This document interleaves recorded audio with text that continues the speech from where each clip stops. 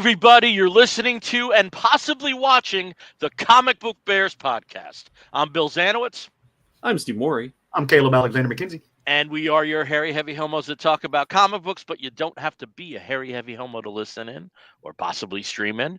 And want to wish everybody a very happy Pride Month. Happy Pride.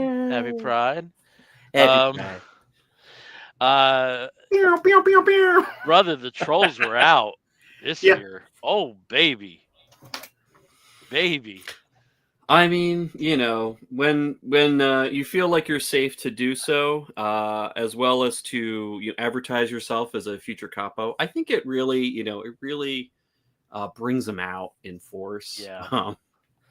Well, there naturally is going to be, at least in the States, because we have to remember we reach people outside of the United States, but at least in the States, there is a sense of empowerment, which is pretty much false. And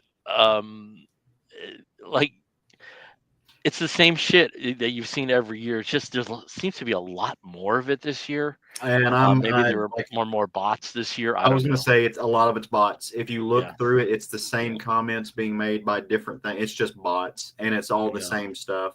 The subject matter is the same. I mean, the verbiage is the same. So there's a lot of bots out there. Just be cognizant of that. That's not a human with emotions behind that. Yeah, in a lot of ways. And some of them are so funny. With the classic. Well, you lost a fan. I was a lifelong fan, and you lost me. Did you see where by bands with openly queer band members? Go-Go's and King's X. I mean, I was like, what the hell? They tried that shit with I went blank on the name, but Rise Against. Yeah. And I'm like, what part of Rise Against? There's two really great bands with the word against. There's Rise Against and Against Me. Neither one of them are on your team. Who do you think these people were? Three. And Rage Against the Machine. The againsts are against all of you. You stupid. They're the people they're raging against. They're the people you're rising against. They're the people that are you. Yes. we have Gorkem Yilmaz. Hey there. How's it going? Apologies if I mastered your name. I'm sorry. But hello guys. Yeah. And over here is the kind of continuation of my Wolf of the Week 2 weeks ago. There's some really clever signage going on in New Jersey of backing the boss for Springsteen. Yeah, and I can imagine. Jersey MAGA. Whoa! I mean, it's its own thing because it's it's kind of there's three pockets of it, and they were always weird. They were always weird, and man. I got a good one for you, Bill. I'm gonna enjoy this process. What's the difference between Jersey MAGA and Staten Island MAGA? Okay, Staten Island MAGA, they are the ones that I would be worried about, firebombing, because it kind of feeds each other. I mean, Staten Island's always been like that. It's always been the realm of conservatism. Jersey is a lot more bullshit talk. And I say that as a Jerseyite because it's really interesting because some of the most pugnacious areas are some of the most well off. I mean, I mentioned I'm from Bergen County. I'm from the lower part of Bergen County. You go to the upper part of Bergen County, that's Saddle River and stuff. We all shared. Anybody who's from Bergen County, even if you were well off or were just regular middle class or maybe lower middle class, if you were in an area like Lyndhurst or something, we all have a very good work ethic. And I think that's because of immigrant parents, and everybody was essentially from somewhere else, unless you were the Lenape Indians. And the shore people, the Ocean County people, they were always like that. I remember, I want to say maybe 10, 15 years ago, was on Bradley Beach and enjoying the fireworks. And there's some fucking witch of a woman, like why? And they were playing like I don't know, like Tom Petty or something before the fireworks started. Why don't they play patriotic music? And then they started playing like patriotic music, and it still wasn't enough for her. So those are the people that are like Bruce Springsteen, who and I've always hated him. Like they're fucking idiots. They always were. Yeah, if somebody wants patriotic movie music played, I'm gonna play like Woody Guthrie, and that's gonna be about it. Yeah. And then I'm just gonna watch them squirm when I tell them what he's actually talking about. Yeah. So there were always like the three particular pockets: the shore, Sussex County, and like the areas around the Pine Barrens, because there's nobody actually in the Pine Barrens. Is that what makes it barren? Possibly. Yeah. And well, plus it's all haunted. A very good dumping ground for bodies from the Okay, all that. I'm gonna proclaim some ignorance, and this is from a guy growing up in Arkansas, so just keep that, like have pity on me. I've always wondered what the phrase Pine Barrens was referring to. I was thinking barren as in like a robber baron, like these, like, so I was assuming that these were like some lumber pine people who owned all these companies in the land. It's a huge area of undeveloped forest. Okay, so it's barren in the sense of there's nothing there. And it's mostly, at the time, it was mostly pine trees. Okay, that makes sense. I've always been thinking about it as like, okay, it's the Pine Barrens because it's owned by a group of ultra wealthy. Now I own all the timber. The mustaches. Just like the Godfather. But now that's all I'm going to think about. So thanks. I want to be a Pine Baron now. I am the Pine Baron. Like we can be Pine Barons, Bill. Let's pool our money and take over the lumberyard. Yeah. Dude, if we pull our money, we'll have like an acre. We can if we pull our money. We can get a solid like sheet of plywood and maybe 2 2x4s. The price of lumber is up. It's enough for sale. Enough to put up a sign. The Pine Barons. Maybe I am helping introduce the term Jersey MAGA into the lexicon. So maybe it's a thing now. Yeah. Maybe. But yeah, these idiots with the Springsteen comments. One hit wonder. Okay, like which of his 18 top 40 hits was the one hit? They called him somebody called him a one hit. Yeah. Like, tell me you don't listen to like. And I had a comment that got 170 likes. When somebody said like typical New Yorker, and I said, and it just said, dude, a Martian could tell you that Bruce Springsteen is from New Jersey. These comments they're being made by like that person who votes for like Machine Gun Kelly as the best guitarist in the planet. Like that's who this is. It's that person. Yeah. Oh boy. Or I mean, I guess Kid Rock has to have an audience. It's, But well, Kid Rock and what's his face, who has sex with all the 14-year-olds, is known for having. You're not limiting it as much as you think you are. That's still a very wide open field with this group of people. But apparently, famously crazy and libertarian. What is his name? Anyway, right, dude, I don't know who you're talking about. But there is that tour coming up, which is like the mini festival. Like one day Kid Rock headlines it, the other day Nickelback headlines it, and Nickelback are like being like pilloried in Canada for this. But apparently for the date that's in York, PA, they are having a real hard time finding security because they know it's going to be drunk fucks, and it's really interesting because like in the 80s, it was metal concerts that were the big, and then it was hip hop, and then it was hip hop. Now it's country. Like I have a friend who works security for like a concert, and he will not work any country acts. He just will not. Yeah. There's like if you want to wade through puke, that concert coming up here. Yeah. That same kind of crowd. Yeah. Fun, but this is a comic book show. It's not. We've got other comic book stuff to. But before we get to that, you guys doing okay? Otherwise, yeah. I'm in a period at work where it's a lot of like hurry up and wait. So my days are strange, and will be for like another 2 weeks. So. That is not a problem. I'm having in my job. I'm a bit more rested than I was. So, what happens in 2 weeks, Bill? What's 2 weeks from now? Well, it's just that that's interesting to say because 2 weeks from tonight we have to figure out the logistics of this. Steve and I will be together for Heroes Con Eve, so maybe we'll do a. Oh, dude, Okay, dude.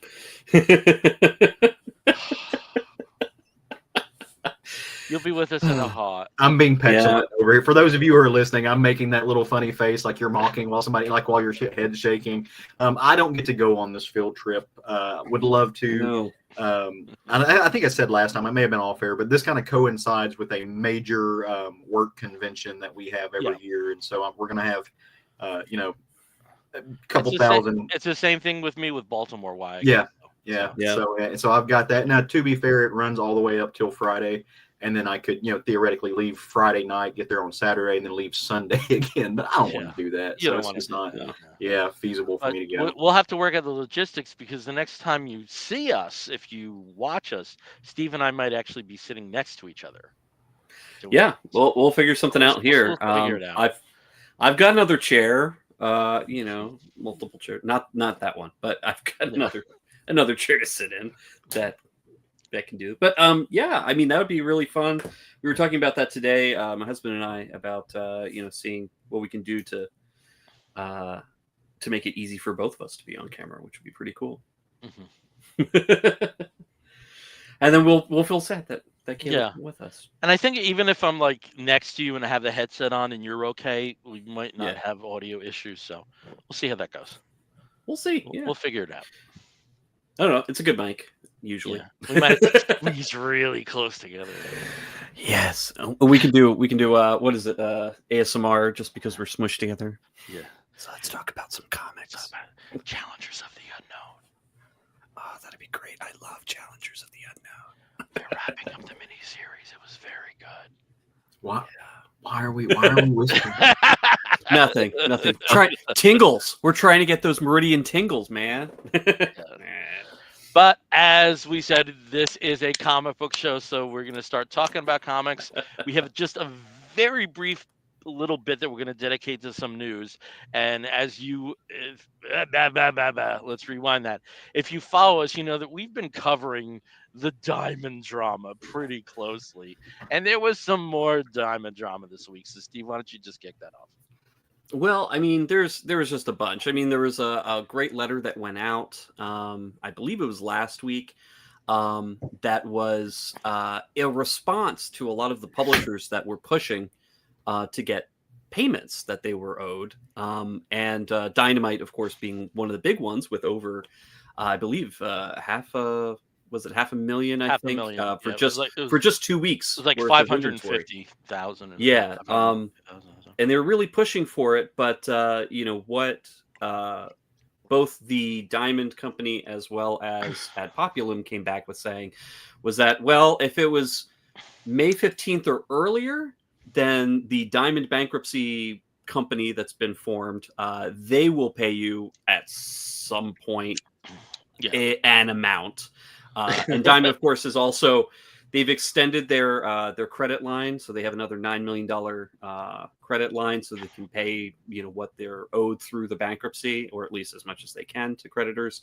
But I don't really understand why having another loan's going to help them, because won't they have to technically pay that back too? I don't know. Anyway, it at least allows them to do some payroll and to close up some accounts. But I don't know the logistics of that. But if it was May 16th or after, then Ad Populum would be paying those invoices. Unfortunately, as of I think it was yesterday or today, companies are still not being paid for May 16th and on, because apparently Ad Populum has not approved any payments to be sent for any inventory or any purchases or sales or whatever carrying costs that they've had since then. So now we've got about a month where people are not getting paid for their invoices, and that's And let's also say that's something that's not uncommon in the first stages of a company that is either coming out of bankruptcy or is a survivor entity.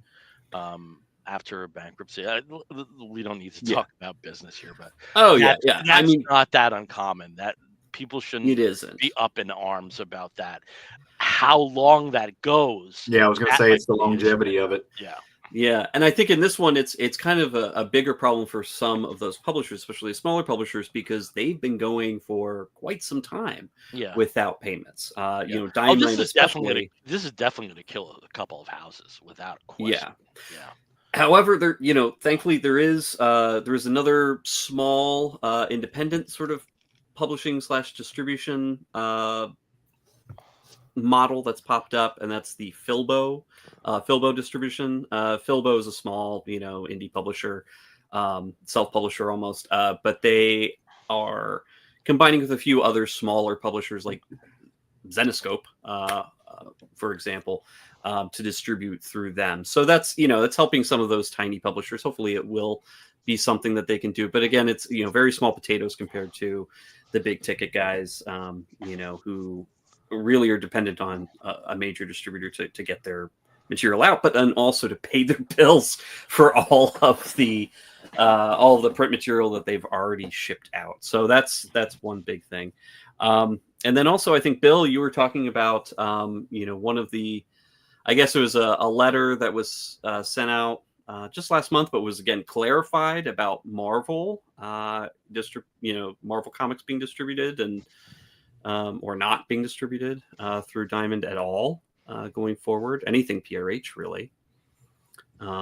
That's been fully canceled. So if Diamond has anything that, or if people have ordered Marvel Comics, Dark Horse, Distillery, or, you know, any of a number of those exclusive publishers that are currently assigned to PRH, as of June 25th, anything with a sell by or an on sale date of 25th or later, Diamond's canceled all those orders because they will not be getting stock on those.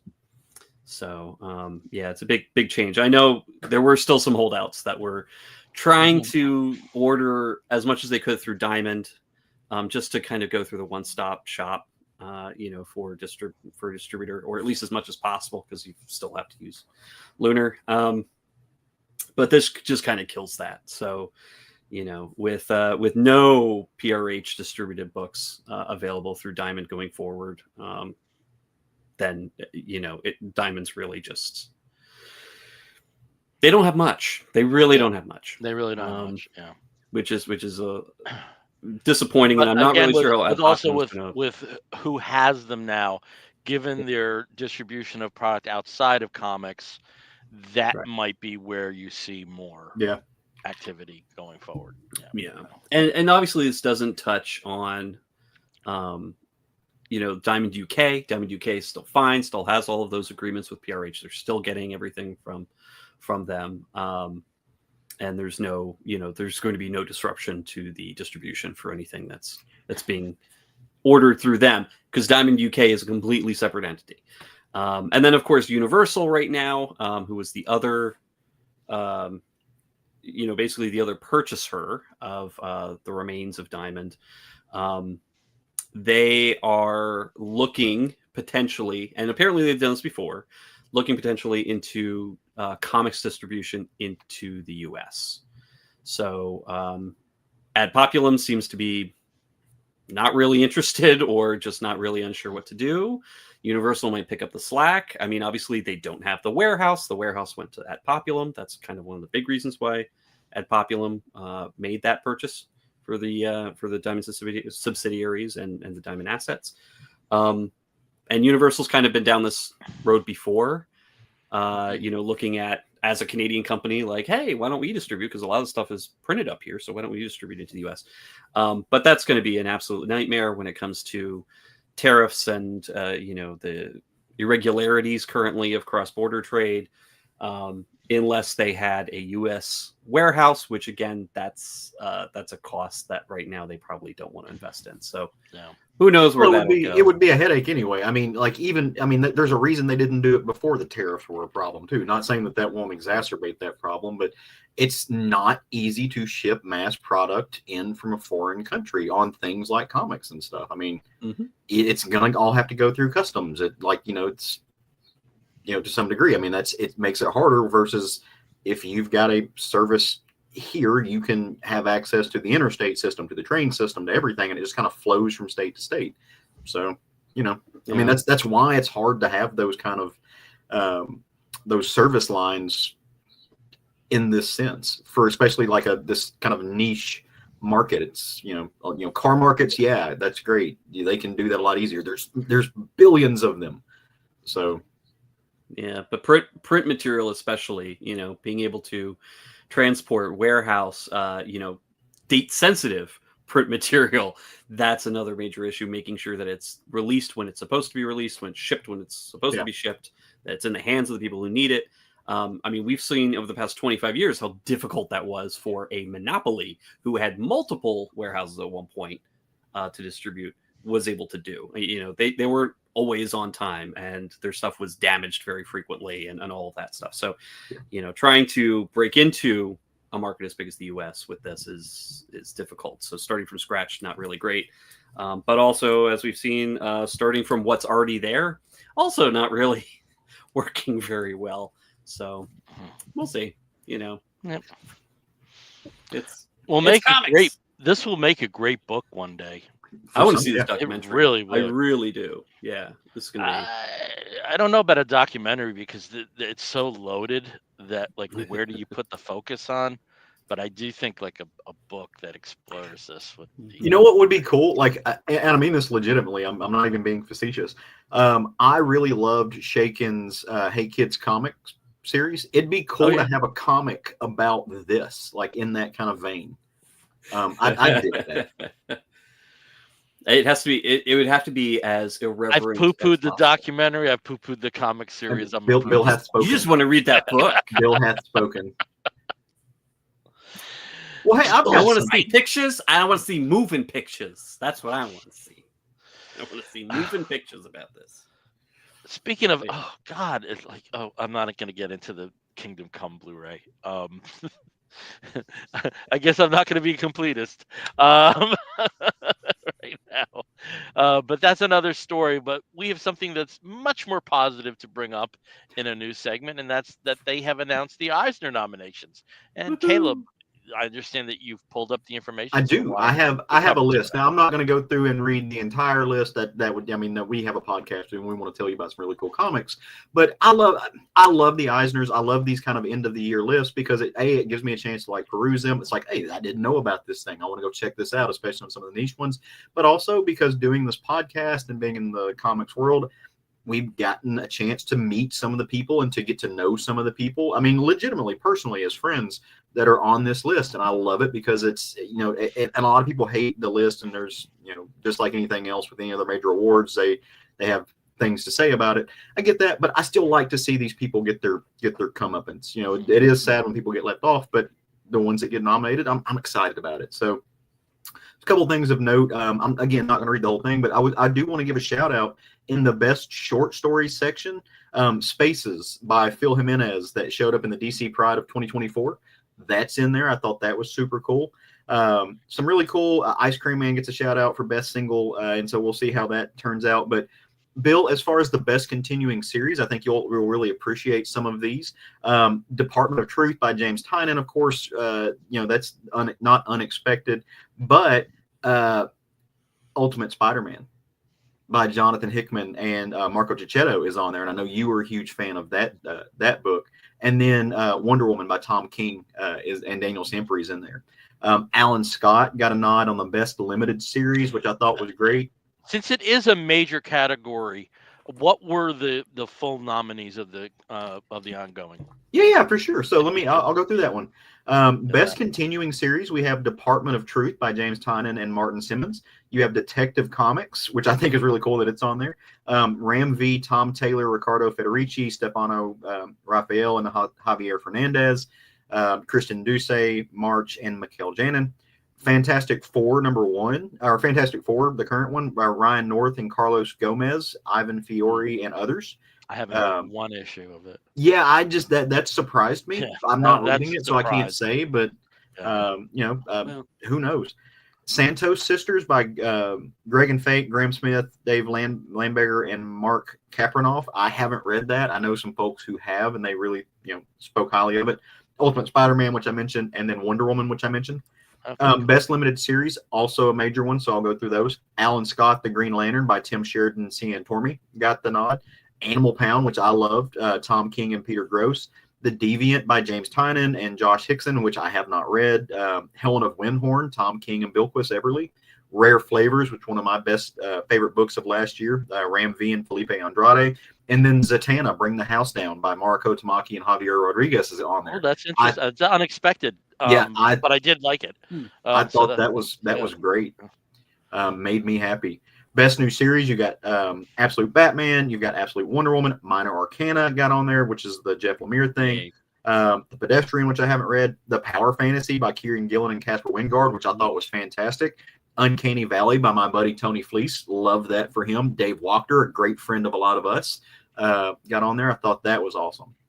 And of course, there's longer lists, and about different types of, graphic novels and best kids edition, reprints, yada yada yada. But just getting down into the meat and potatoes, where we actually talk about the creators, you have Tom King, Ram V, Kelly Thompson, James Tynion, and Jean Lun Yang as for best writer. So that's the lineup for that. Charles Burns, Emil Ferris, which I love, John Macy, Paco Raca, Oliver Schwan, and Maria Sweeney get the best writer artist list. Penciler Inker or Pencil Inker team, you've got Felipe Andrade on Rare Flavors, Nick Dragata for Absolute Batman, Bilquis Everly for Windhorn, Manu Larsenet for The Road, which I also loved. That was a fantastic book. Javier Rodriguez for Zatanna, Bring the House Down. Lin Yun Pham for Lunar New Year Love Story. And then, it goes on and on. There's a best cover artist list. Best colorist is Jordi Belair, Mateus Lopes, Justin Prokowicz, Javier Rodriguez, Dave Stewart, which is no surprise, Quentin Zutton, and it goes on from there. And so I just, again, I love this. I love seeing the categories. A lot of these folks we are used to seeing. I mean, who could have guessed that James Tynion and Tom King would be nominated for Eisners? Who would have known? But some of these other folks, like you said, there are surprises, and it is cool seeing. I haven't read it. It's cool seeing Fantastic Four on a best of. That's not happened in a long time. It's like burn. Yeah. That's not there hasn't been a really great Fantastic Four book. So, that was neat to see. I think that's there's very little Marvel on there, which I think really says a lot. And I like seeing Detective Comics also get a nod. That's cool. So, I'm not. We'll keep you updated on who wins. We'll come back. It's always a fun event at that's literally what I pay attention to in San Diego, and that's it. I really don't look up any of the other news clips. I can care less most of the time, but I do look out and I try to pay attention to Eisner noms. It's just lots of fun. That's awesome. It is always a surprise, and like you said, we're seeing some of the same names, from the past couple of years. But I think that happens every 5 to 10 years. There's a crop of they're superstars. They're regular nominees. Yeah, they're great. They're great at what they do. I mean, there's just no denying it. So you cannot read, even if you're not just beloved to the subject matter, you cannot read James Tynion's work and not think, this guy deserves to be thrown gold medals. He does. Tom King does. Just not very hard at his head. I'm sure that's very painful. Whenever I look at this, there's always that one or two books that I've always dragged my feet on. Yeah, these lists really they punch my wallet because I'm gonna start adding stuff to the cart. Thorn, the complete Proto Bone college strips from Jeff Smith. Mm-hmm. Drag my feet on that.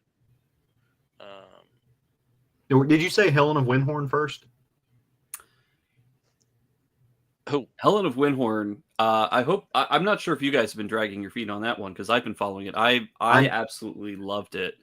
I read the. I know there's still more. There's still more issues that I need to find, but I think I have the first maybe 6 or 7, 6 issues. I read that first issue, loved it, and decided I wanted to read that kind of in just a meaty chunk. So I've been sandbagging on it. And it's great. Just looking at some of the other things, I guess I'm on some kind of second mailing list. So I did read digitally Plain Jane and the Mermaid by Vera Broskall, which is on the Best Publication for Kids, and that's really good. that was really good. Okay, cool. All right, we got the news out of the way, and we're ready for some funny book talk. Let's do it. All right. We always start with the big two when we can, when it makes sense. So I will take this baton, throw it at Steve. He's just caught it. There you go. And talk about a book that has a very familiar title, though it's not. Yes. What might immediately come to mind. Yeah, so it's a very familiar title, and also the main cover is also very familiar to, I think, most people, at least in an homage form. And that, of course, is the new Giant Size X-Men #1. So, like, the original Giant Size X-Men #1 did come out 50 years ago. In 1975 by Dave Conkran and Ed Wein. I had it. Len Wein, not Ed Wein. It did not survive childhood, but I had it. Yeah, I mean, I can imagine that people who read it when it was coming out would have been really shocked, because it was the first original X-Men story in several years, because X-Men had just there were appearances. The Beast had a short run in Amazing Adventures. There was Marvel Team Up. They appeared in Professor X appeared in Defenders. There was a Human Torch Iceman team up in Marvel Team Up. There was the Spider-Man X-Men when they actually had street clothes, because I guess they just like took a nod from the Mod Squad or something. That doesn't really work when one of your friggin' guys has wings. And Captain America, they made appearances, but from 70 until this, it was slim pickings. It was reprints, and that was it, pretty much. For like what was it, anything 30 that was issues actually worth, in a book called X-Men. So yeah, it was like 30 issues worth of reprints, essentially, in the X-Men book itself proper. And so what they wanted to do this year, and this is actually the kickoff for the summer, sort of like a summer annual event. Instead of having an annual event, they're just doing the Giant Size thing. It's essentially the same thing. They're starting with Giant Size X-Men #1. They're continuing with Giant Size Dark Phoenix Saga #1, and so on and so forth. And they're all essentially, the titles are all major X-Men events of the past, which is the theme of the Giant Size crossover event this year. So in this first issue, as soon as we, bring up, here's the, for those of you who are watching, the original Giant Size X-Men #1. This is actually a reprint or a facsimile edition that they just came out with this year. You can tell by the price. $4.99 in 1975 would have been laughed out of the door. Nobody would have been able to afford that. But here's the new issue. So this is what the new Giant Size X-Men is. So it's the exact same cover style. So you have the same image here of the old X-Men acting in surprise as the new X-Men are coming through, like ripping through the pages, in that great homage there to Dave Cockrum. But the difference here is that Miss Marvel is front and center, and she is actually the essentially the glue that's holding this crossover together. She is finding herself thrown through time to these different major milestone events within X-Men's history. And part of the reason why is that in the far future, or at least in one of the far futures, an Ascani outpost is being destroyed by some unknown force. It looks like a little hag in a cloak. They're not really sure, but obviously whoever this is has an immense amount of power. And not to spoil too much about it, but it's Legion. Or at least the body of Legion. David himself, the original persona or personality of David is gone somewhere. And the only ones left in the body are his other personas, his other alters, who have taken over his body and his powers. which are generally ill-defined, but mostly reality warping or extremely destructive. And in this case, that's what happens. He's very destructive, kills everybody at this outpost. But the reason he's there is because they have obviously time travel technology, and he's going to use it to change history. And in his mind, for the better, or in their mind. I guess it's their mind at this point because of the multiple personalities there. But in doing so, he also, for some reason, pulls Miss Marvel along with him. Miss Marvel in our present is then pulled back in time to Westchester, New York, many years ago, which happens to be on the eve of Cyclops coming back from the X-Men's foray into Krakoa, where his team, consisting of Jean Grey, Polaris, Havoc, and I believe Beast as well, were captured and believed dead. So Cyclops he's back in Westchester. He's like, I need help. I need to be able to save my friends. Kamala shows up. She appears out of nowhere and is able to identify where she is, because she's a big super nerd and she knows all about X-Men history. And she comes up to Scott and she just hugs him.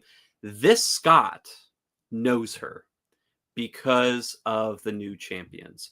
In the New Champions, the teenage X-Men from the past, or at least one of them, the Scott Summers of the past Cyclops, was part of that team and was able to retain his memories of being on this team in the future. So Kamala, he sees her and he immediately recognizes her, and they share a moment together. But of course, she's there to help him get through this first transition of the X-Men. So she's introduced to all of the other new X-Men. She's introduced to Professor X, and she goes with them in the Blackbird to go to the Krakoan island. Turns out there that is David's or Legion's target, is the island of Krakoa. He's trying to destroy the island. And the X-Men themselves think that the island is monstrous until Miss Marvel says, no. And she talks to the island in Krakoan and just basically says, hey, you know what? We're going to be your friends. You're going to be your home. You need to save yourself. Go up to space. You'll be okay. Things will be fine. Which is retconning or, changing history, because that's not exactly what happened before. Krakoa was kind of like this evil island for a while. But she basically tells him, no, this is good. We need Krakoa out of here. We need to protect this island. They're not evil. They are actually, you're going to be your future home. And she's able to thwart Legion. And of course, this is just the first step. She's then pulled away into another timeline. The next one is going to be the Dark Phoenix saga. So it's really interesting. I like how they're doing this.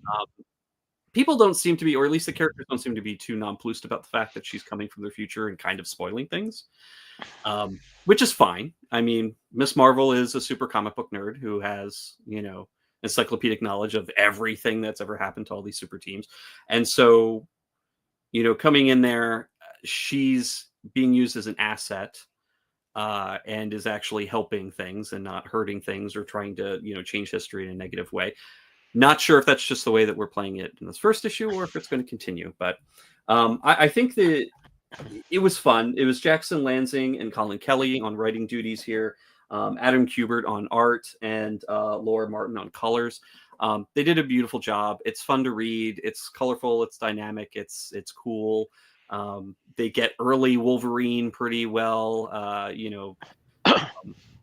Idealistic and goofy Colossus, and very serious Kurt, and all of the stuff. Like, all of these characters are in their 1975 forms. But she seems to get along pretty well with all of them, or wants to be friends with everybody, and they kind of indulge her, which is fun. It's fun to see. But we'll see how that plays out in Dark Phoenix Saga, because I don't think anybody was in a good mood for that one.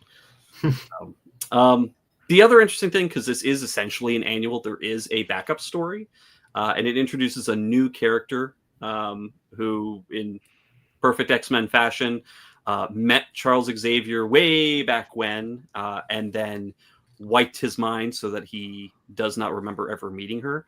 The character's name is Justina LaGuardia, who is a Roman police officer, detective, whose mutant power is that whoever she is encountering, she is the better version of them. So if she, when you say Roman, do you mean like Romany, like Gypsy, or Italian? Italian. Okay. In Rome, she is from Rome. Okay. She's an Italian from Rome, but she has the mutant power of being better than whoever she's against. So whatever their power set is, but better. Anything you can do, I can do better. Exactly. And so when Professor X shows up, he doesn't realize, he thinks he's the most powerful telepath on the planet. She's like, well, no, you can't be, because my mutant power means that I am always better than you. And so she basically controls his mind, wipes it, and then says, I will return to you, because it seems, as I've read your mind, you seem to turn children into terrorists. So I'm going to find a way to come back in the future and stop you. So setting her character up for a future crossover or whatever storyline. I want to root for her, but the fact that her mutant power is one-upping everyone makes me instantly hate her. Exactly. That is her power. When they're sitting around telling stories about like injuries they've had, her injuries are always that much worse. Yeah, just like that much more to recover from. I do want to say, I was just like you were showing us that one page that had just like that kaleidoscope of colors, the first image. Yeah, that one right there. And I was going to ask you who the colorist was on this book. I mean, Laura Martin just brilliant. I mean, like the colors on this just pop. They just stand out so well. Well, and when they get to the and I don't have a picture of it here. I guess we could probably check the cover art. This is just kind of an example. These are very colorful costumes that she gets to play with, and even Ms. Marvel gets her own sort of like 1970s style X-Men outfit for this. But I mean, this was a fun chance, for redesigning the X-Men back in the 70s. Just giving them all these interesting characters, these mostly new characters. Some of them were new, obviously, some of them weren't. But just presenting them in a very colorful way. It's very worldly. They're international. They represent all sorts of things. You've got Nightcrawlers all blue and wears red and black, and then you've got, Wolverine with yellow and blue. Which Can you just imagine the screams of go woke, go broke, or all that bullshit if Giant Size X-Men, the original, had come out today? Like, you think about the characters in that book and who they were and what, like, can you just imagine that coming out? Like, that came out when it came out. Imagine if that had came out today. I mean, I'm sure there were people who were pissed off about it then. But at the same time, they didn't go out of their way to make the characters at that point, at that early stage, to make them as different as you would expect them to be. So they played into stereotypes a lot. Piotr's in the original, he's like, "Oh my goodness, I've never had clothes this beautiful before. I am poor Russian serf, or whatever." There's a lot of that's kind of played up. Because this is early comics, right? This is 70s comics. There's a lot of stereotyping to get these characters, so you can understand who these characters are very quickly, right? I think we would have the best time doing like a staged reading of Giant Size X. I just would love it. I want that. I want Steve to do the rest of the show in Russian surf voice. It's gonna go into like Kurt Wagner's German probably very easily. It's like, which one's talking? We don't know. But yeah, I mean, I think at the time, but then over the years, obviously Chris Claremont and there was a lot of work done to flesh out these characters beyond the the initial stereotyping, the initial archetype. So in the 70s, they probably would have been like, oh look, here's Well, I can say, as somebody who was in the 70s and read this in the 70s, the thing that leaped out more than anything was Dave Cockrum's sense as a fashion designer. I mean, there was something very, and then he went a little crazy in some other Cool. stuff at Legion, and then Grell really went crazy um, in terms of Disco Legion. But um, there was it was a new dynamic. It was something very new. Yeah. You had flashes of it in the past, like the gorgeous design for Wonder Girl and some of the Supergirl redesigns, but that you had four new characters that looked amazing, and looked vibrant and were not. It was something new. Let me put it Yeah. that way. It Well, and definitely was something even new. Wolverine, who had made appearances before. I mean, here, or at least in in the original Genesis X-Men #1, he looks better. His Yeah, I costume's mean, been designed in a the way. mask is different. Yeah, it's a different mask. There's more. Yeah, It's a much better colorist. Let's just Yeah. put it that way. yeah. There, and just Cochrane's use of posing. Oh yeah. When they stand like this, and it all works. Yeah. Yeah. I wish I could Yeah. find this one in a much bigger picture, but essentially this is the introduction to everybody, and they're all posing in very much the same way. The Yeah, dialogue's slightly superhero different, of course. power pose. Yeah, that Now all I want to do is do a stage reading. a dramatic reading. Yeah, it was Storm. Tonight, a dramatic reading. They of will Pride feel Prize of Kingdom they will feel the wrath of the elements. Storm, we ask you. One. Storm. Anyway, yeah. I mean, yeah. But in any case, I would recommend picking this up, and obviously, if you're a fan of like those annual crossovers that Marvel used to do regularly, like Clockwork in the Oh my late god, 80s, this could be so early cool. 90s. Like Banshee would be like, "Oh, be gosh and be gotta." I want Mateo to do the voice of Storm. Storm, yes, Yeah. yes, Yeah. that would be Mateo Lane. Storm, yes. Anyway, cool. But yeah, that's what I got for my Marvel. I would hate to ask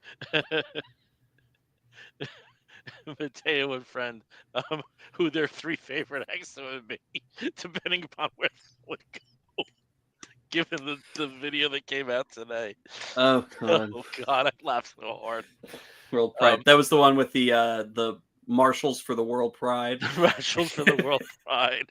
Like John Benet Ramsey, Terry Schiavo, and Jessica, the little girl who fell from the well. well.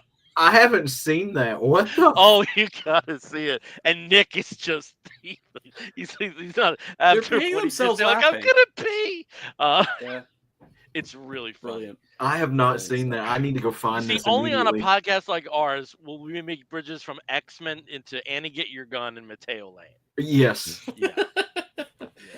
Oh, all good. But yes, Bill, because we're gonna do something kind of strange and unusual. We're going to go to you next. Yes. So DC's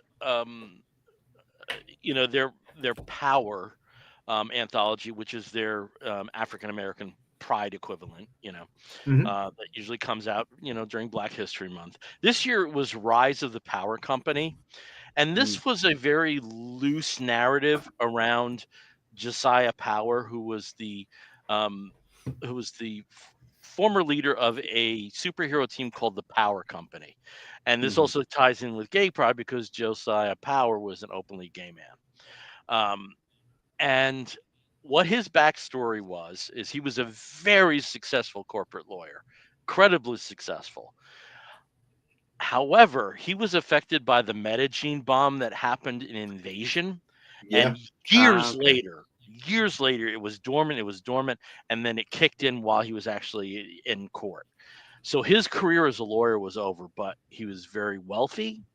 He was very smart. He knew how to get the best out of people. And he decided from that point on, he was going to, form a superhero team, but it was going to be very much like a lawyer, like a law firm. The more seasoned heroes would be the partners. The more junior heroes would be associates. And they also had like kind of their support staff, if you want to think of secretaries and clerks and interns, paralegals. Yeah. So this was a concept that started in 2002 and had like an 18 issue run. Um, Kurt Busiek was the writer. Tom Grummett, I think he was the artist through the entire run, but I don't want to put a hands of Bible on that. So that was the world we were at in 2002. We're in 2025 and things are different. So what does this? What's covered here? Well, again, it's a series of short stories with African American characters from DC's canon, Hmm. all around a framing story about Josiah Power, whose nephew was killed in the Absolute Power event. So the world that they're in right now is the Justice League is reformed. Most of the world is very happy about this development. But what Amanda Waller bred was this suspicion and hatred of metahuman figures. And just like the X-Men, where you use the analogy of the anti-mutant activity towards stuff that was going on in the real world, we have something very much like that right now. Yep. Thank you, James. Yep. He said, and maybe if you can chime in, do you know if Grummet was by Prentice Rollins and Steve Sadowski? There you go. Thank you. Ask and I shall receive. Um, so, where this is at the end of the book is that Black Lightning and Josiah Power, who have never met before, decide they're going to form a new power company to specifically address the issue of the hatred that is being leveled against metahumans. So that leads to the power company recharge number one. And Steve, you have the graphic there, so it's a little better if you want to show that off. And this is a kind of getting the team, getting the band together. And you'll see in this case, they have, five of, I would say, the most prominent African American characters that DC has, with Black Lightning and Vixen, the Jace Fox version of Batman, and the Signal, Duke Thomas. And Duke and Jace find that they are a natural team. They are absolutely in sync. So they've been going on missions together. And Jace, through some of his friends like Bluebird, um, they developed this network where they were kind of, reaching out to people who, may have been metahumans and, are getting in touch with these powers. And one of the people that he got in touch with was this teenage kid. And um, what the beginning of the story is, and Steve, if you can go to some of the graphics there, um, first there's Batman. There's nothing wrong with an artist's, giving a Batman splash page for income down the road. But what happens is right at the beginning is this metahuman, this teenage metahuman, and his parents are murdered, and they're murdered, you know, quite horrifically. And there appears to be links to this murder and the anti-metahuman um, bigotry that's happening right now. So, in keeping with the grand tradition of Batman has to be a bit of a dick, um, so Jace Fox, he's wants to find this out, but he's very resistant to being part of this team. But since he's already here in Atlanta, and that naturally has some real world connotations. They are going to let him take the lead a bit, and it's mostly Vixen and Signal that assist him on this particular mission. They find that there is a anti-metahuman that's behind at least some of the communication with that happened with this particular murder, and he's taken the guise of Agent Liberty, which, if you know the Supergirl TV series or Passing the Superman, is effectively a very ultra right wing concept of somebody that is effectively anti-alien, anti-metahuman.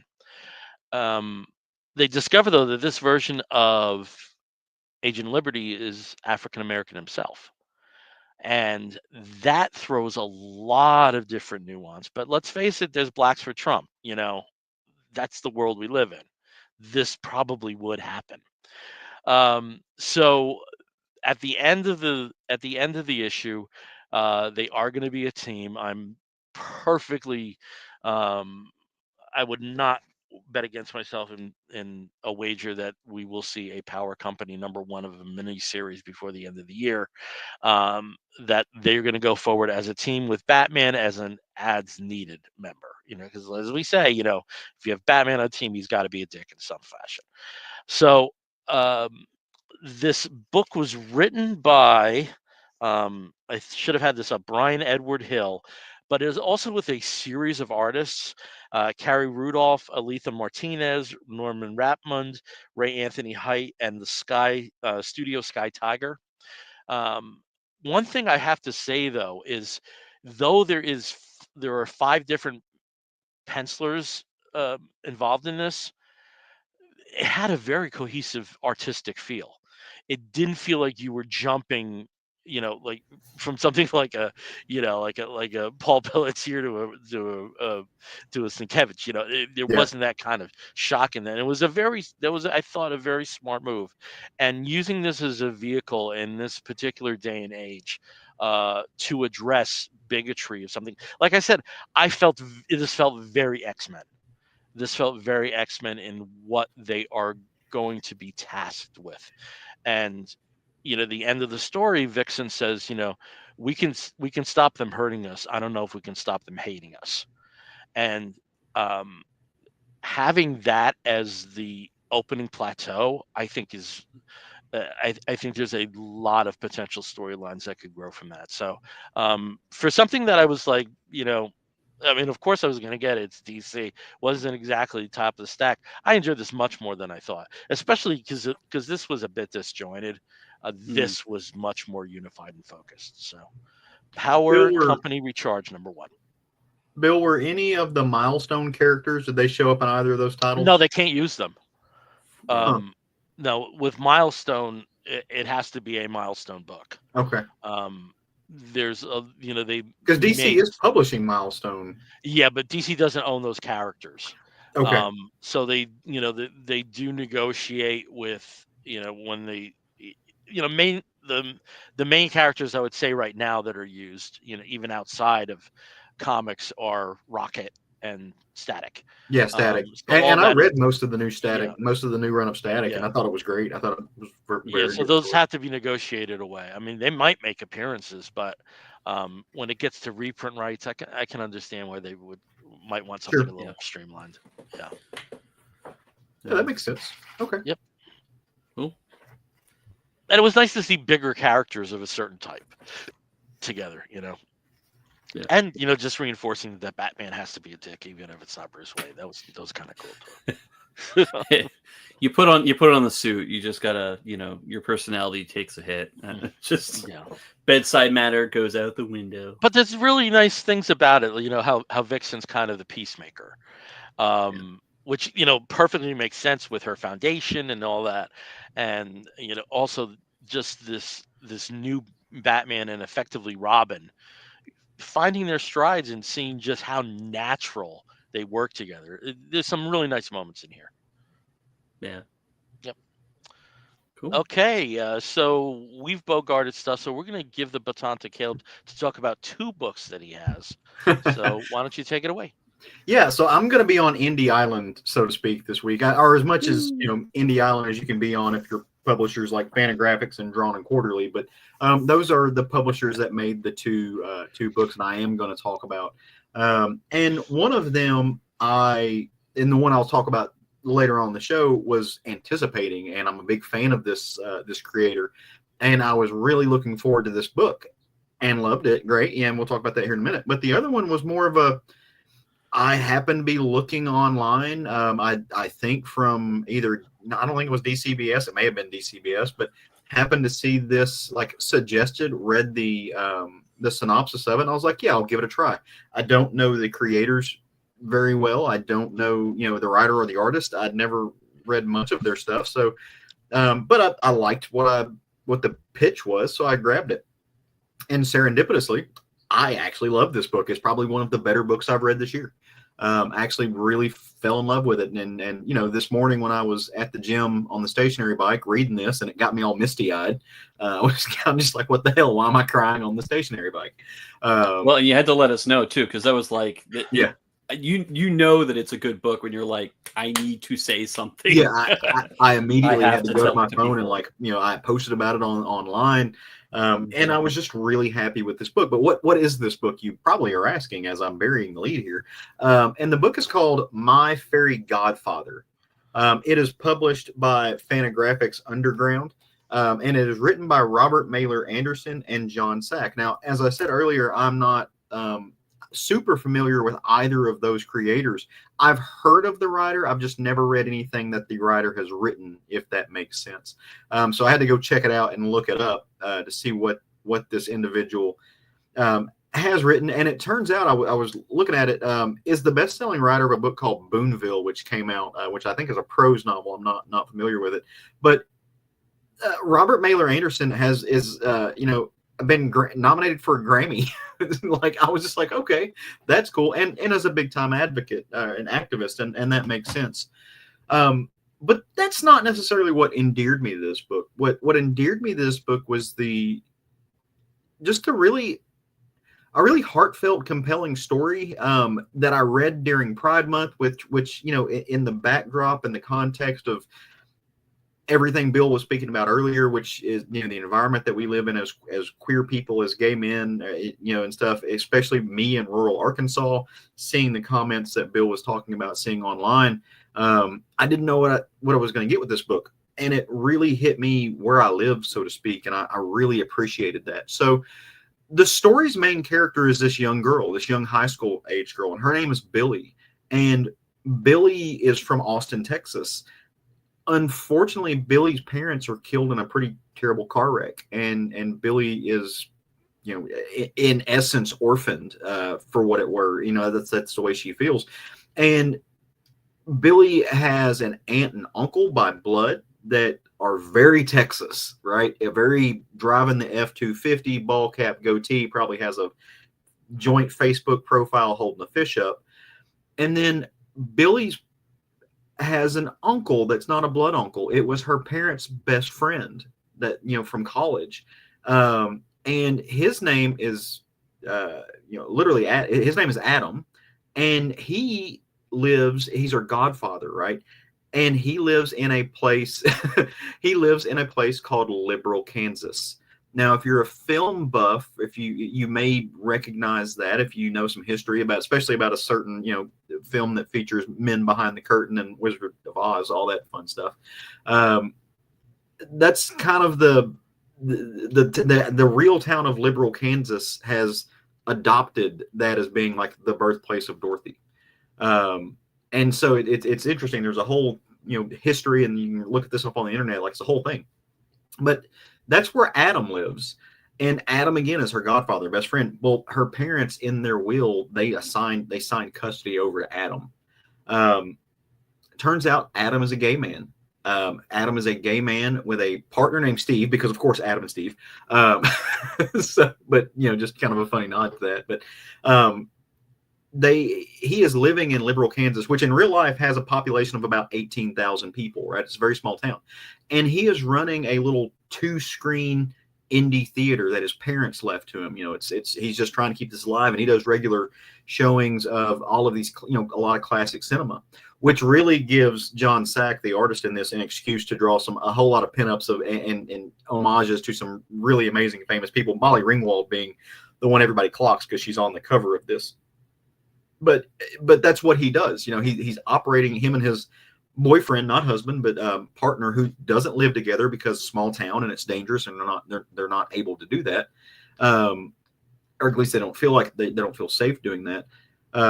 They are operating this together, and they're trying to keep it afloat in a very small town in Kansas that, although the name of this town is Liberal, is anything but. It's very conservative America. It's very Midwest, very, very MAGA.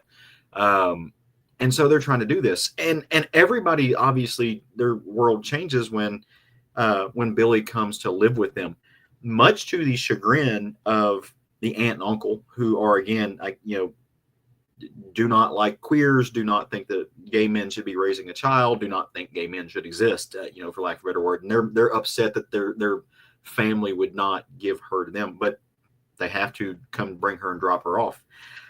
And this is a dynamic shift, right? She has not spent much time with Adam her uncle, and is coming from Austin, which is a liberal city deep in the heart of Texas. And so she's very young, female empowerment. I went to a high school in Austin, Texas. I know queer people. I believe that Black Lives Matter. I'm gonna wear T-shirts with I don't know. I went blank. I was my brain completely shut off. The artist who draws lots of flowers that look like fallopian tubes. I mean, just that's just who she is as a person. And so she's pretty okay with living with Adam, but she's trying to get used to living in liberal Kansas, the conservative small town.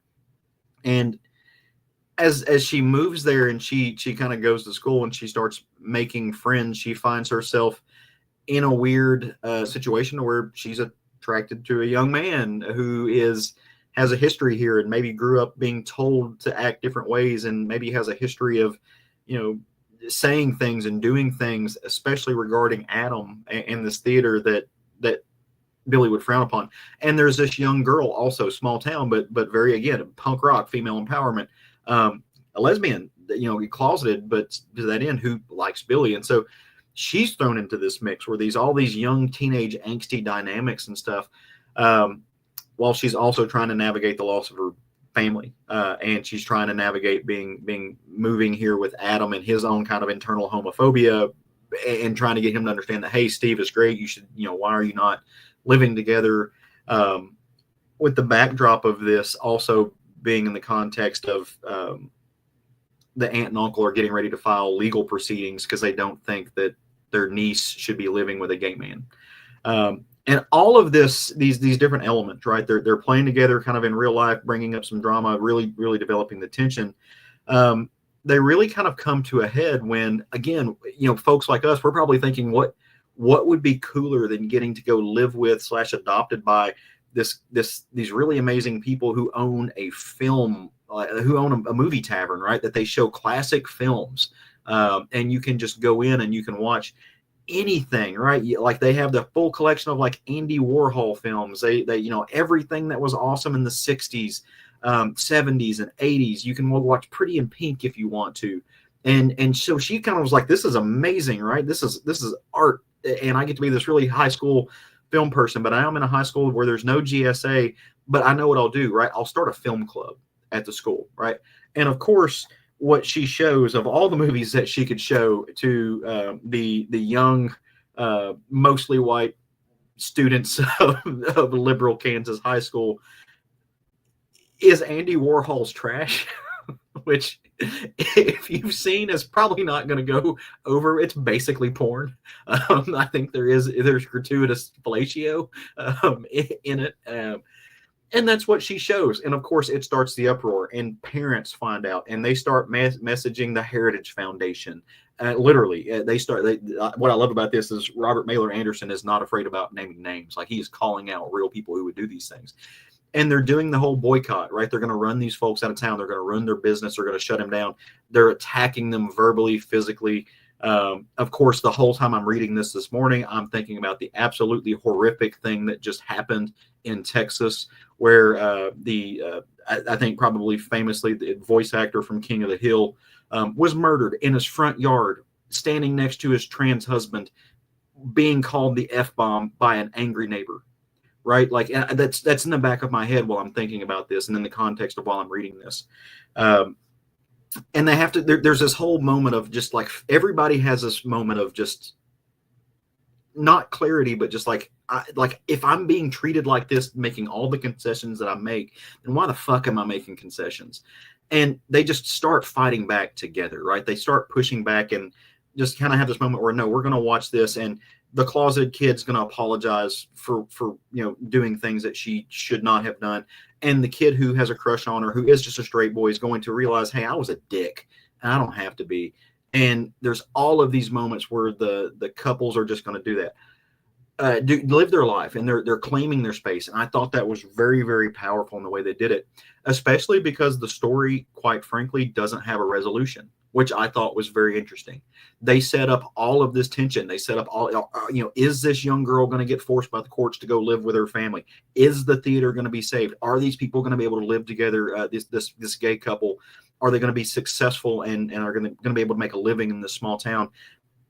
And you don't know at the end of the story. It leaves it very open-ended. And I thought that was an incredible move because, number one, it does leave room for a sequel. But even if they don't, I would not be surprised if they don't. Like, it is a very interesting story trope where they're going to set this all up. And what happens, we may not ever know, because that's life, right? That's messy. And that's sometimes there's not a conclusion to these moments that ties it up.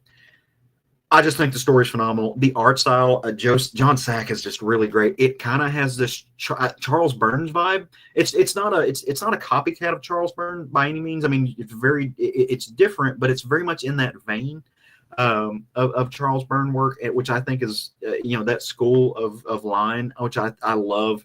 So all in all, this is a win, man.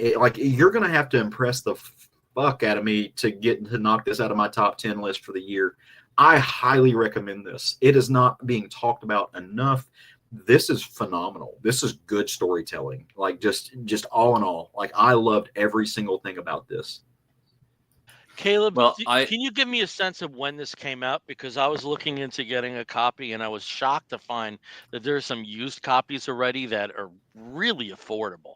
I was just wondering if you had a framework of when this came out. Yeah, I got it in my DCBS. I did order from DCBS. I got it in through DCBS this week, so it can't be that old. I'm looking for the. Let me see if I can find the copyright. On sale, it came out a year ago. May was when it was first released. Was this the paperback? I guess. Yeah, I've got the paperback. So maybe this was a reprint that I saw. Just like they were. Fantagraphics always, recycles their solicitation, so that could be where that is. So yeah, I missed this apparently when it was first issued, but I was thinking it was relatively new, but apparently it's a year old, but still. Well, I mean, it's still new. It's still new, yeah. But no, this just let's see, 2024. Yeah. Okay, cool. So nice. But go grab this. I like read this. It's worth if you pay full price, it's worth the $25 you're going to spend. Oh yeah. Well, when you were saying it's got a very Charles Burns vibe, at least with the art, I do see it here, especially in this. Looking at the close up the different faces. There's a sort of semi-realism that goes into creating the expressions on people's faces, how they're presented, what they look like, clothing, everything. It's just there's very much that style that's very instantly recognizable as like Charles Burns or the sneer. So in the image you're showing right now, the sneer on the young woman to the right, like that's very Charles Burns. And there's a kind of a spread in this one of Molly Ringwald. It's that scene where she's crying. And it's very just how Charles Burns does this thing when he's doing shadows. He does these kind of curled points or curled peaks, especially on a jawline. That's in there, and I just thought that was a great flourish. Also, and Burns is known for doing a lot of film, film scenes. So he'll completely recreate as closely as possible. Almost photographic realism, but with obviously that artistry, that artist touch to show it is a comic strip interpretation of that scene. But he does the same thing. I think that's really a great comparison here. Not that it's a copycat at all. No, it is different, but it's just in that school though, right? Definitely. So that's cool. I need to pick this up because I again didn't know about this one. So okay, so I was wrong about this being a new book. Obviously, I'll own that. I'll eat that. That shows how little I'm paying attention to dates and stuff like that. It's new to you. Books in, I read it. That's just what I do now, which is legitimately a huge change. If you've known me for the past 5 years, my reading habits and the way I buy things has shifted. I was very much a Wednesday warrior for years, and that is no longer the case. Mainly, a lot of the stuff that we were just talking about with shipping and things like that changed, and just the way I work and everything else. But there is a brand new book that I know did just come out this week, and is now in my hands, and that is this little gem, Movie Bridge, written and drawn by I don't know if this is how Guy Desilets is how I pronounce it. Guy Delisle. Guy Delisle. See? Guy Delisle. That was not, yeah, way off. My bad. Guy Delisle is who drawn this. Now, I'm a fan of Guy Delisle. Love several of his books. Hostage is my favorite thing that he's done. And it is a deeply impactful book, and it's just it makes you just wiggle in your seats out of discomfort when you read it. I thought that was great. But what Muybridge is it kind of in the same vein of what he's taking a real thing, right? He's taken this real event, this real person, and is effectively writing a biography. It's fiction, narrative fiction to some degree. I'm sure there are parts that are embellished in this just to kind of flesh it out and give things texture and flavor. But for the most part, I've looked stuff up and it's very much on point. And what this story is about, there was once upon a time a man named Eadweard Muybridge, and he was a very early burgeoning photographer. At the time when photography was just kind of being invented, and these are the big boxes that people carried around, and a lot of times you'd have to make people stand very still for a very long time just to get the exposure right. And throughout this, Mr. Muybridge went through and he had to invent things to get better pictures. He took some very famous photos of Yosemite that are still iconic today. And he had this sense of both entrepreneurship and inventiveness that really a lot of things that we think of with photography today can be credited back to his work and the different things that he invented. But if I were to ask you what a horse in the early or late 1800s, what a horse had to do with bullet time in the Matrix, off the top of your head, would you be able to draw that that byline through history? Well, both were involving Keanu Reeves aspect, right? He's immortal, right? No, the answer is at once upon a time, before photography, no one actually knew how horses ran. They did not, and I'm not joking, they did not understand. And if you look at old medieval photos where horses are like in motion, supposedly, it looks awkward and weird because no one actually knew how they ran. And there were all of these legitimate studies and these people, especially for horse breeders, who would try to tell you how they ran, but there was never a way to capture it, and it's moving too fast for the eye. And so you would have people who would speculate that there was never a moment in time where a horse did not have one foot on the ground, right? There was never a moment in time where they were midair, right? And then you have people say, no, that doesn't work. In order to do that, they have to, right? There's got to be a point where the horse is not touching the ground. But how can this 1,000-pound creature, 1,200-pound creature do that, right? And no one knew. And it was a very big deal, right? This was something that was, again, like people were trying to figure out how it works.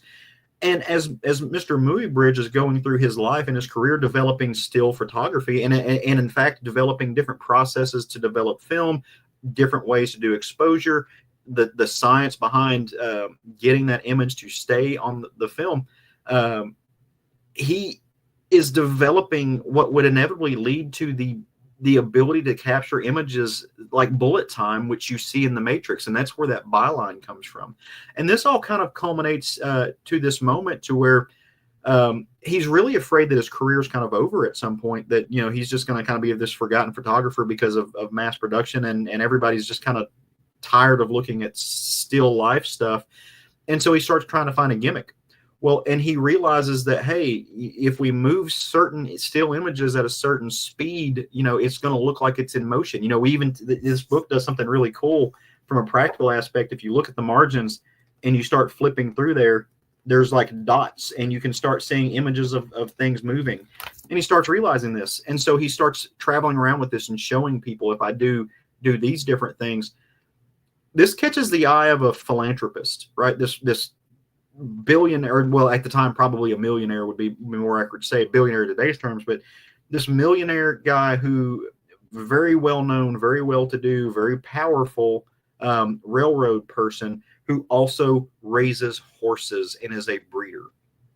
And one of the things that he is really looking at is he wants to be the person to figure out just how a horse runs, because that's going to help him learn how to breed better horses. They'll understand the anatomy more, right? And so he contracts with Mr. Muybridge, and he tells him, hey, look, you come live here. I'm going to give you money. I'm going to give you time and a crew. I need you to find a way to take a picture in a split second. Again, we talked about how in early photography that was not the case. You could not let people move. You had to let the exposure sit for a long time. I'm going to give you the ability to capture this in a split second. And they kept trying, and they kept failing, and they kept trying, and they kept failing. And even though they would take these pictures that were close enough in sequence, they were always blurry.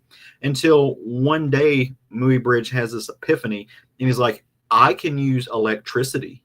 I can use electricity as a trigger to pop off different cameras at different times using this kind of, and it all came from the idea when he was basically thinking about the way that you can take stills and spin them and set them up in a circle. And he looked at it and he goes, well, why can't I do that with multiple cameras? And so he develops a thing where there's going to be tripwires connected to the horse, where they'll trigger something. And originally it doesn't work because the horse, they're too tight. They're not going in sequence and things like that. But eventually, as history shows us, he finally figured it out. And the images that he took of the horse running and the development of the film and just the mechanics of how he made this work are now still used in drawing books today. If you go out and find some of the most famous books on drawing, they will use these photographs where he shows you the progression of a horse running. And he did it with a dog. He did it started doing with all kinds of animals. And then he started doing it in nature with other things. And lo and behold, this is the technology that would eventually lead the Wachowskis to give us bullet time and the way that we have functional photography today, where we can get those circular views and everything. And he did that as well. He showed people how I can take your picture and give you this 3D dimension. In a lot of ways, he was a bitter, sad man. He was up in years before he ever got married. His wife ended up possibly cheating on him with another person who he was close to, who may or may not have impregnated her, and he just went on a murder rampage. And so he did not have the sad end, but he maybe had wanted, but he was obsessed with work too. I think you can't overlook that. This was not a time where he was being nice to the person that he married. Was very driven by his craft and technology and wanting to capture and be known. He showed his work at the World's Fair in Chicago. That gave people just a lot of images to see and to show people the technology. Again, very early 30s, I think, is when it was this kind of famous World Fair. And so that's where all of this stuff debuts, right? And so he did have some notoriety. He was known, and is very important to everything that we do and know of today. We have cell phones that take pictures today based on still technology and flash images that would not exist had it not been for him. We watch movies with techniques that would not exist had it not been for him. We understand anatomy and motion and movement in still art, right? In comics and stuff, because of the work this guy did. So I love that Guy Deal, if I'm pronouncing that right, showcase this very important figure. Once you see it, you know who he is, but I had no idea who he was. It's a fantastic work, great biography. If you're looking for a biography, go check this out. It's good stuff.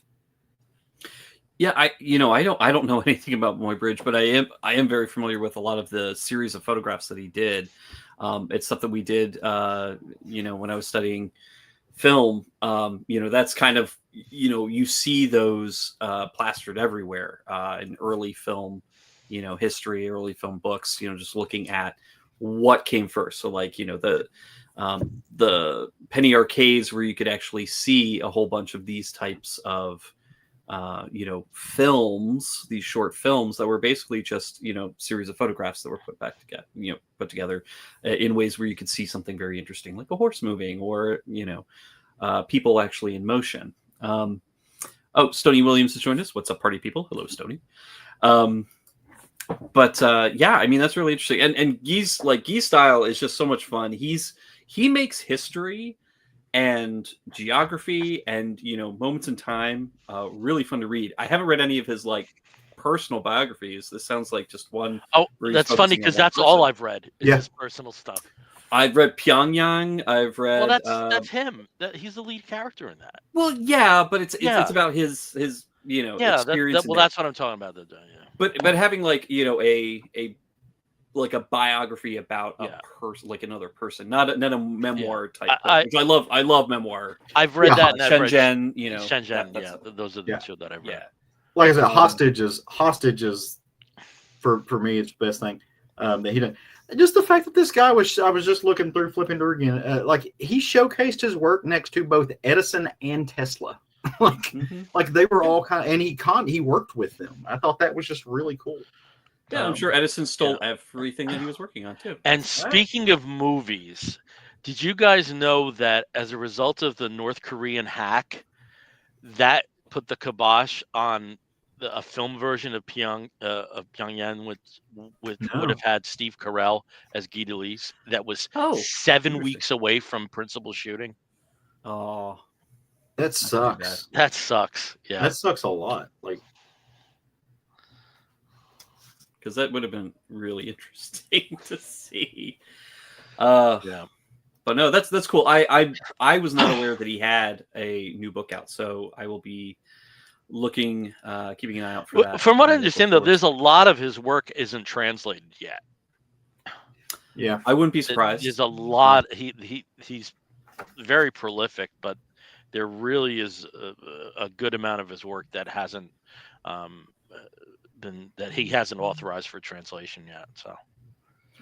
Yeah. Speaking of, this was translated by Helge Dasher and Rob Aspinall.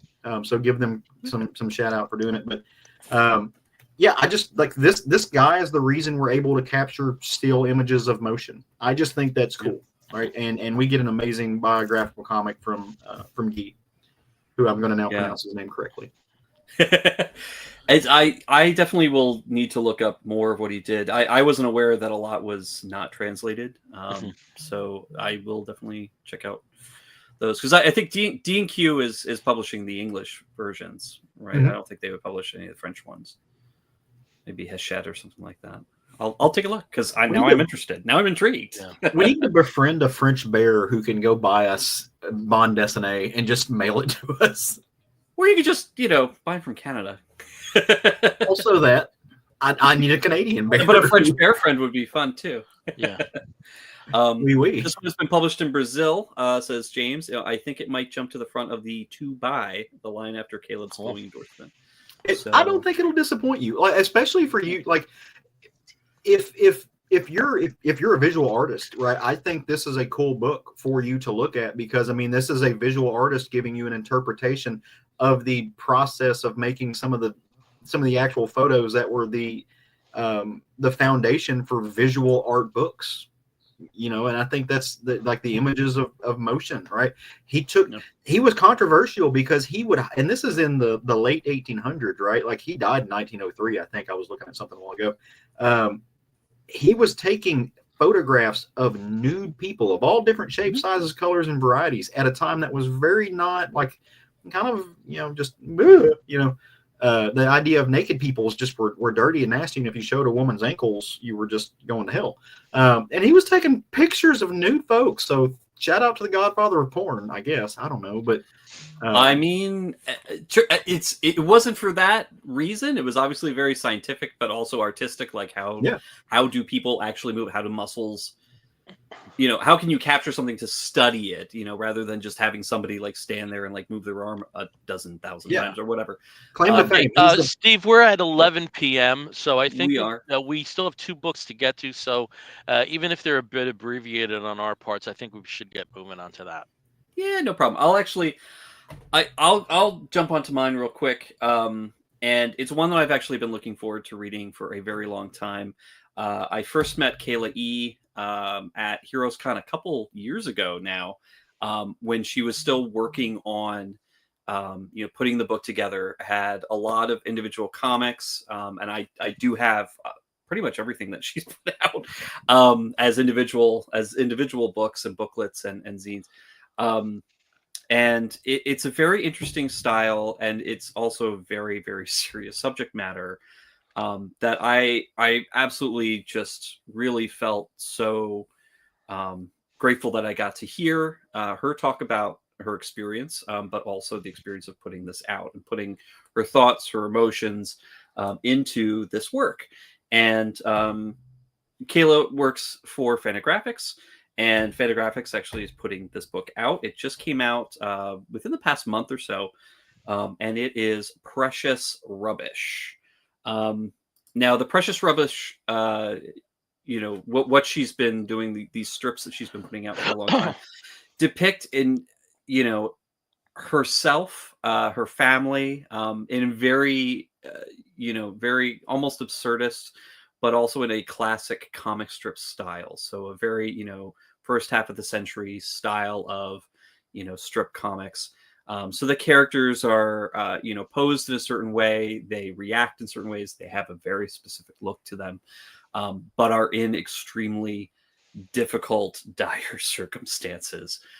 This is autobiographical, and it's, very emotional and absurdist in a way. There's a lot in here that doesn't look possible, doesn't seem possible, and of course is interpreted in a way that's very very unique. But the book itself has many different styles that she presents the stuff. So it's very graphic art, and a very graphic design, where she depicts certain moments of her childhood, of her teenage life, and beyond, interacting with her abusive mother, her abusive father, her brother, and also very directly confronting her alcoholism that started at a very young age. The abuse, both sexual as well as physical and emotional, that she had experienced over the many years, including being a caretaker for her mother, that kind of emotional hostage situation that she was in as well. And it addresses that very directly.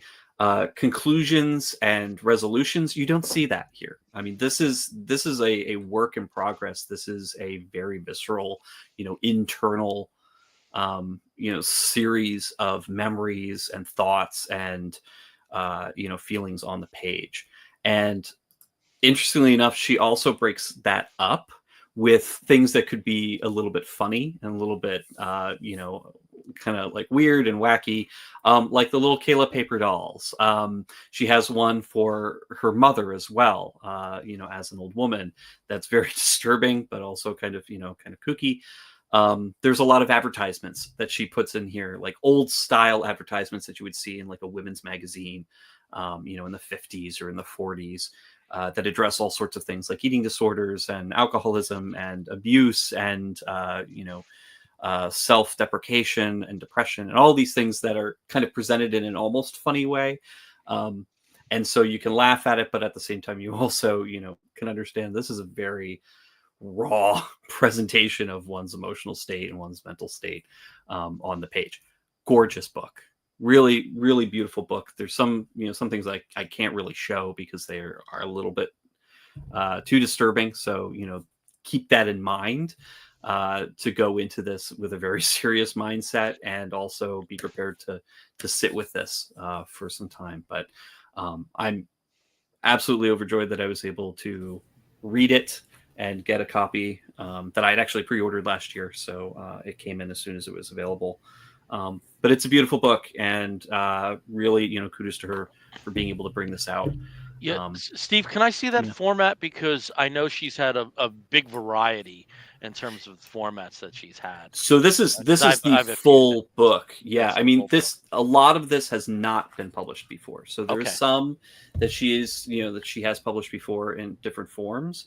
But this entire book together, there's a lot of new material in this, and there's just a lot of material, period. And there's a lot of stuff in here that isn't found elsewhere, but she also has some other Precious Rubbish strips and booklets I have and things. one of the absolutely that is not in here. So if you have some of her other comics, like, they aren't in here necessarily. So great. But yeah, I mean, just activities for the kids that are pretty disturbing. You know, try to work your way through the through the maze in the garage to find the garbage, the bag of garbage that smells like human remains. You know, that it's just there's some dark humor in there, but it's also, you know, done in a very open and honest way. So Very cool. There you go. Have to check that out. Right. Yep. Yeah. Like those muted colors. Yeah. Oh, but it's like simple colors, but extremely, you know, bold. Like the reds and the blues, like they just jump out to you. It's gorgeous paper, gorgeous art. I forget the name of the artist, but he's designed a couple of album covers. The one that immediately comes to mind is Ricky Lee Jones' Pop Pop. And take a look, because it immediately reminds me of that particular style, but she seems a lot more nuanced than his stuff, which is Or like maybe Nancy, like Cracker Nancy, Jack. Cracker Jack, Cracker great Jack. rip-ups, Yes, yeah. I mean that's what Popeye as well. Yeah, There's a lot of Popeye, Bazooka like, Joe, really graphic. Yeah. Yeah. Okay, cool. All right. I have another book to talk about. And it's a very it's an artist it's a writer I've consistently talked about on this show before, but this is something incredibly different from him. So this is the first issue of Vanishing Point, which is a science fiction anthology series written by Mark Russell with a rotating series of artists. In the first issue here, we have Wando. However, Wando did not do the main cover. This cover is by Christian Ward. And this is very different from Mark Russell's stuff. You don't have that biting acerbic humor. This is much more straightforward storytelling. And I think because you're so used to that particular dynamic from Russell, you're almost waiting for it to kick in somewhere, and it never does. Uh, and it's really refreshing to see an established writer, who is known for one particular style, flexing different muscles. And I did not know going into this that this was an anthology series, and I think I enjoyed it more because I finished the issue and I thought, God, where do they go? Because this seems like a full story. And then I looked closer into it, and hey, it's a done in one. So what we have in this story in the first issue of Vanishing Point. It starts off in the year 2019. Let me just see if it actually has a title. Yes, it does. The title is Screams, and that makes a lot of sense. It initially starts in the year 2109, and you see this individual here, Jim, and he is going to be going off into space for 10 years. He's going to be leaving his family, but um, as he goes off into space doing particular rock mining activities, after that 10 years, he's going to be set for life and then some. So he's doing this for his family, but he's going to be away from them. So you see, he has a wife and two kids, and uh, with the ship that he has, a lot of it is very much run by AI. So basically, he's there if things go wrong. But they do a lot of the work. He's still integral to the mission, but in terms of the actual labor, that is through robotics. So we see him here. He's a fairly clean cut guy. Steve, if you can go to the next graphic. And so you'll see here the ship that he is involved with, which I believe is called Carpenter. And you see him actually in some of the activities. The arms grab the rocks from asteroid belts and other formations within the universe, and then he mines them. And one good thing about this is if he meets his quota, he can go home early. So the 10-year trip might turn into a 5-year trip, which is, great for him because he's going to miss his kids growing up. Though there is video service that he can access. So, as I said, it starts out in the year 2109. We move to 2110, and Steve, if you can go to the next graphic, and he's very different person already. He's a very different person already. He's much more hardened. Um, there's a lot of stuff going on that in his mind that he knows he is not dealing with well. And before he left, his wife was worried about Captain Ahab syndrome, which is, for sailors, it's a concept that it does something to you when you're away for a long time. You forget home, you forget why you were on this mission, and the only way that you're alive is while you're at sea. And space is a sea, effectively. So he's going through this, and there's a couple of mishaps that happen. He breaks his arm, and as a result of one particular mishap, the video system goes off. So he only has audio contact with the company and with his family. He ventures into an asteroid belt, and he's hit the gold rush. These are very fine rocks. These are this is exactly what you were hoping for if you were going mining.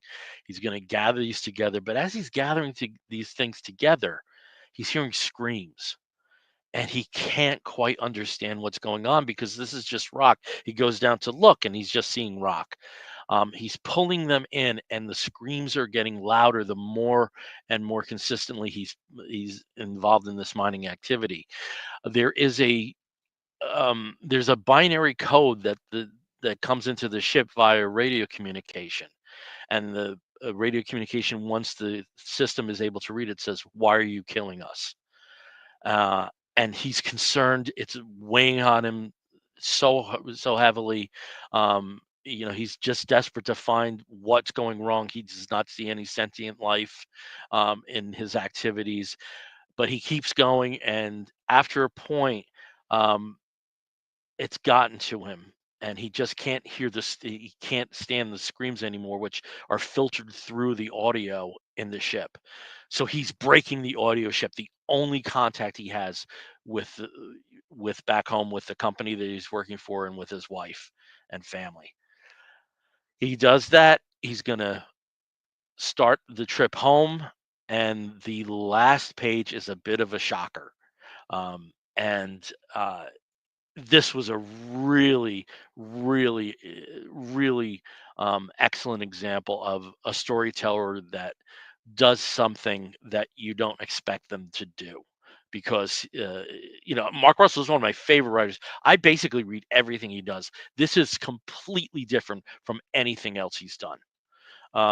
And in terms of the second story, I have to cover up the page here, but if you can just take a look here, Vanishing Point number 2 looks like it's going to be very different.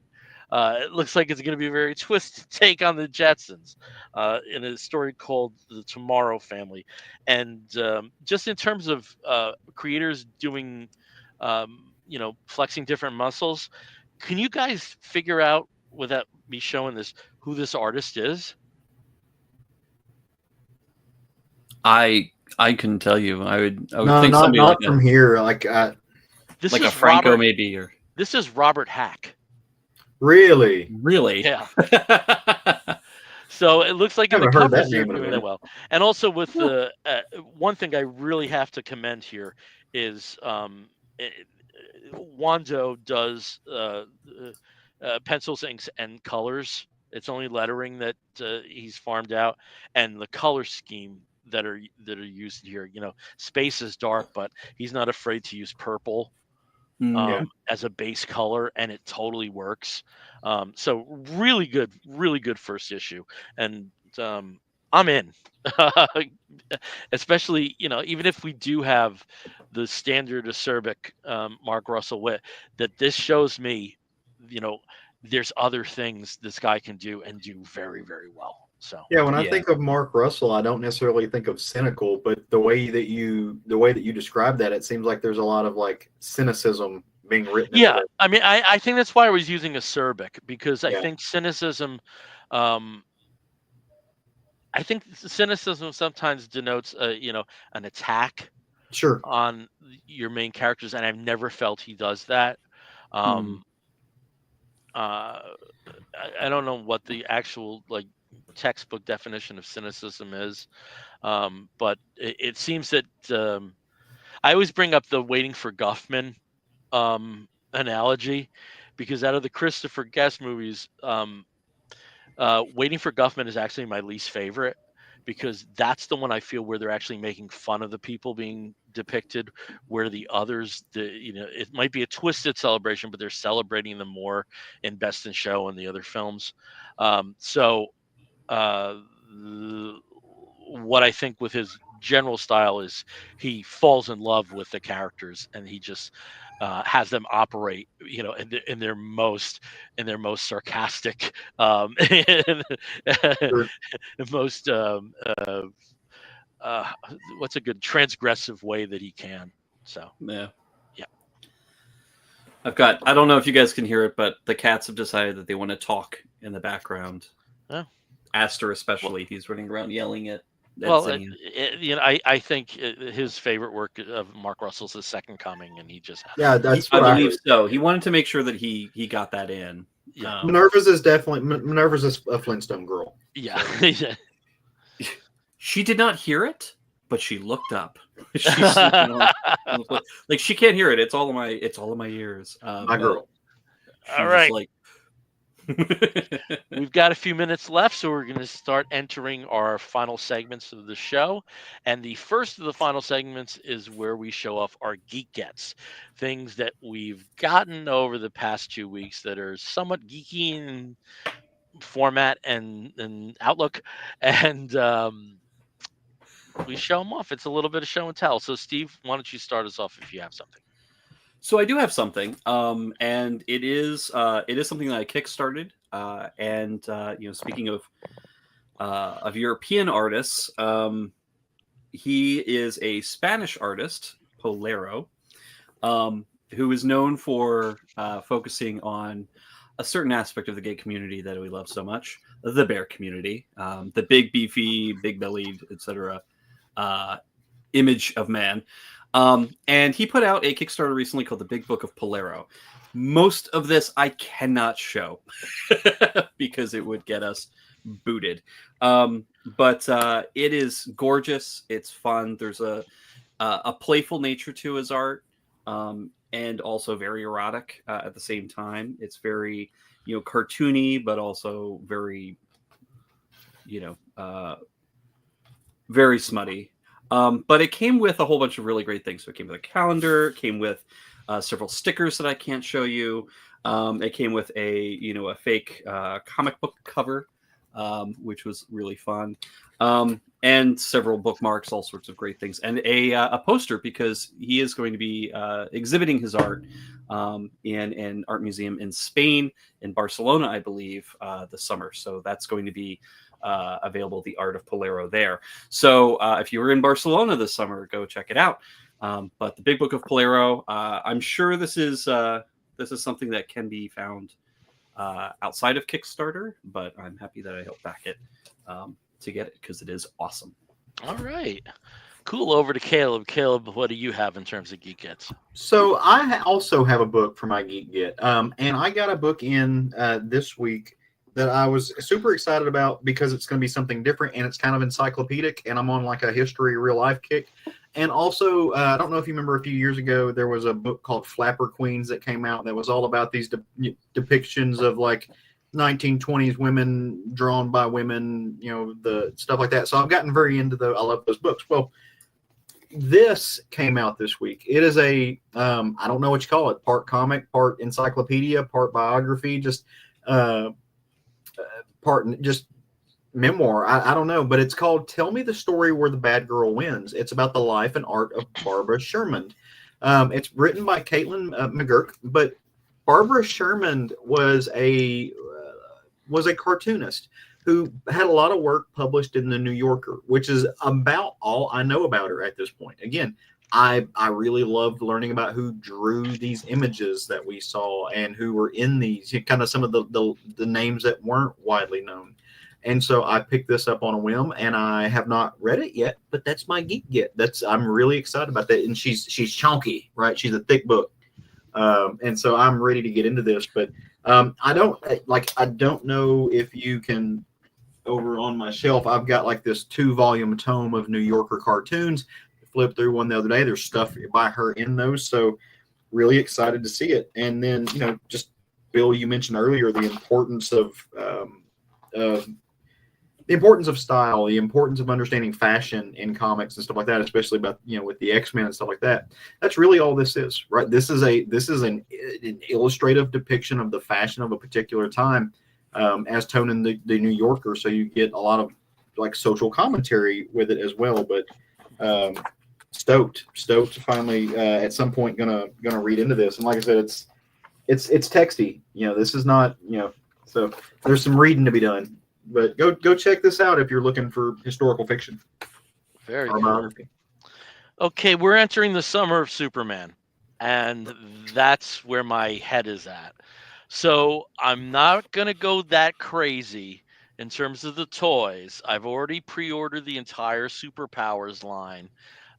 There's probably going to be a few crypto stuff here and there that I'm going to pick up.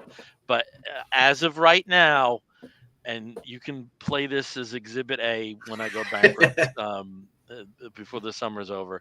As of right now, I'm not going to be buying a lot of the Spin Master stuff, because it's nice, but I'm dedicating funds elsewhere. But I did pick up this really cute Heroes and Villains set of like 2.5-inch figures. I guess the best comparison would be like the very small page punchers that McFarlane puts out. So it's a 5-character set of Robot Number 4, Mrs. Terrific, Superman, DC's Ultraman, as they have to bill him, and the Engineer. And there are other series out there. McFarlane has a deluxe line that's going to be out there. As I mentioned, there's Superpowers, which are going to be here hopefully on Monday and then on Wednesday, if the shipping if the shipping information is correct. But I also got some archival Superman stuff. Now these are just little bits to pick up, but I got still sealed packs of the top Superman 2 and the Superman 3 cards from the 1980s. And one really cool thing is I have a Superman the movie pack and I have a Supergirl pack. There wasn't a card series for Superman 4, so now I have a full set of the unsealed packs. But the main but is the gum still good to chew? Like, that's the question. That would scare the shit out of me doing that. But the main get I want to talk about, and this is a mystery to me why I never got a replacement copy. About a year and a half ago, I got a copy of a book by writer Nicholas Schaffner. That it was about the Beatles. It's called Beatles Forever. It came out in, I want to say like 78, 79 or so. Really excellent book. Completely dated, but just really tapped into why the Beatles hit in the zeitgeist when other groups didn't.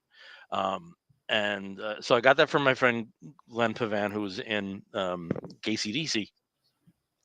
And Shafter put out another book. And this is it. This is the British invasion. And he covers what he feels were the 7 most important groups to emerge from 64 onward from England. Should say acts: the Beatles, the Rolling Stones, the Who, the Kinks, Pink Floyd, T-Rex, and David Bowie. And then there's a back section here which lists 100 other acts that he felt were of significant importance. And this book introduced me to a lot of music that I don't think as a 13-year-old kid in the suburbs of New Jersey I would have had a necessarily easy pipeline to. Acts like Bebop Deluxe and Family and Tom Robinson Band, just to get a gay tip of the hat in there. And Schaffner died of AIDS in 1991. And about 2 years after his death, I found out we actually had a mutual friend. And I really wish I could have, somehow communicated with him and just told him how, deeply important that these books were to my upbringing as a music fan. They were critical. My original copy of this just fell apart in my hands after a point. I mean, it was held together with tape. Everything was, there was highlighting left and right. So why it took me decades to get a replacement book of one of my favorite books? I don't know, but I finally did. So The British Invasion by Nicholas Schaffner. And if you want to search out both this and The Beatles Forever by Nicholas Schaffner, he also has a Pink Floyd book, but they're not my jam. Yeah, I would seriously suggest you reach out. It's great rock music writing. So that's my Geek Get. Yeah. We'll take you to McKay's and see if there's any more. This is totally the kind of thing you would find at McKay's. Oh yeah, this is totally. I mean, I think the last time you were there, you found a bunch of. I found one of the rockier books. That were in the '80s, which I have copies of. They're battered, some of them. So for the McKay's price, yeah, I'm gonna pick it up. Oh yeah, and I got that. It's actually right here. The Beatles Are Coming book. That awesome book about Beatles 64, the actual invasion. Oh yeah, really good stuff. All right, well, we're wrapping this show up, and when we wrap an episode of the Comic Book Bears Up, we do so with a segment we call the Woofs of the Week. In the bear community, if you find a fellow attractive, you woof at him, and we do something very similar to that. We woof at something which may be comic book or comic book related, or it may also be a film or a TV program or a charitable initiative, anything under the sun that we think you, fair listener or viewer, may be interested in sampling. I'll start, as I always do, with Steve. Steve, what is your woof of the week? Well, my woof of the week goes out to the Monday Screen Unseen that I saw this week. At AMC. It was an unknown picture. AMC does this, every couple of weeks. They'll have a, mystery movie that, usually comes at a discounted ticket price. But you don't know what it is going in. There's always a lot of speculation before you go in. There's whole Reddit sites that are devoted to like guessing which movie is going to be shown based on like the, the release dates and the running time and all that stuff. Well, I was pleasantly surprised. I had kind of guessed it, and I guessed right, and it was the movie The Life of Chuck. And oh my God, it was good. It was very good. I can't even tell you the plot of this movie because that would ruin it. You have to go in and watch it. If you're a fan of Mike Flanagan, who's known for a lot more visceral horror than he is, moving, emotional and very personal work like this. It's also based on a Stephen King short story, which again, usually a lot more violent and horrifying. But this kind of goes along with a lot of his more serious work. So there is obviously a supernatural element to this that does factor in at actually a much later point in the film. But the way it starts off is very different from how it ends, but it's all connected and it's really just wonderful. The acting in this is great. Tom Hiddleston as adult Chuck. You've got Chiwetel Ejiofor. You've got Karen Gillan, who put in an amazing performances. Mark Hamill as his grandfather puts in an amazing performance. Mia Sara back on the screen, looking gorgeous as ever. And just is riveting in her scenes. You just fall in love with her all over again, like you did when you probably first saw Ferris Bueller Can't Lose. Ferris Bueller's Day Off. So Ferris Bueller Can't Lose. Parker Lewis stays off. Let me tell you. I think she turned a few straight boys, a few gay boys straight for at least the running time of that movie. She's she's just wonderful in this, and her part is so integral and important. But there's also, you'll see lots of cameos from people that work with Mike Flanagan a lot. From the House of Usher and other things. She was the first live action Harley Quinn. Really? That's interesting. And Birds of Prey in the TV series. Oh, that's right. I forgot about that. Yeah. That TV series is just kind of like that is it is so 2000s. Oh yes, yeah. I actually have because it was only one season or something, right? Just one season, 13 episodes. 13 I have that on DVD or Blu-ray. So wouldn't surprise me because I think it was one that did sell a lot better in DVD than people were expecting. But anyway, well, I think that was one of those. That was one of those like a Freaks and Geeks situation where it wasn't being rerun anywhere. Mm-hmm. And it was only bootlegs that were available, so that when the system, it sold very well. I think it sold like Smallville level. Yeah. In terms of numbers. Or as much as it could, because there was only the one season, but it did pretty well. But anyway, Life of Chuck does come out nationwide on, I believe, the 13th, which is a week from tomorrow. It is released in major markets on June 6th, but most of the country will have to wait until the 13th to watch it. So the blind you viewing, saw it at the mystery screening. So with the blind viewing, they show it's all newer films, and that's part of the mystery of people don't know what it is. Okay, I was wondering how you figured out what they were going to show. I mean, in the history of films, is like how do you speculate? So you basically, and there's whole Reddit groups about this. You basically go from what are the major films that are coming up. Sometimes they'll state which studio it's from, so then that gives you like a limited number of like, okay, well, what are they putting out this summer? What are they putting out in the next couple months? So the actual invite will say this is a new A24 film, or they might say that sometimes. They'll also have the rating. So like if you pay attention to that, which I almost never do anymore, they'll have that, but also runtime. But the runtime is always fudged a little bit.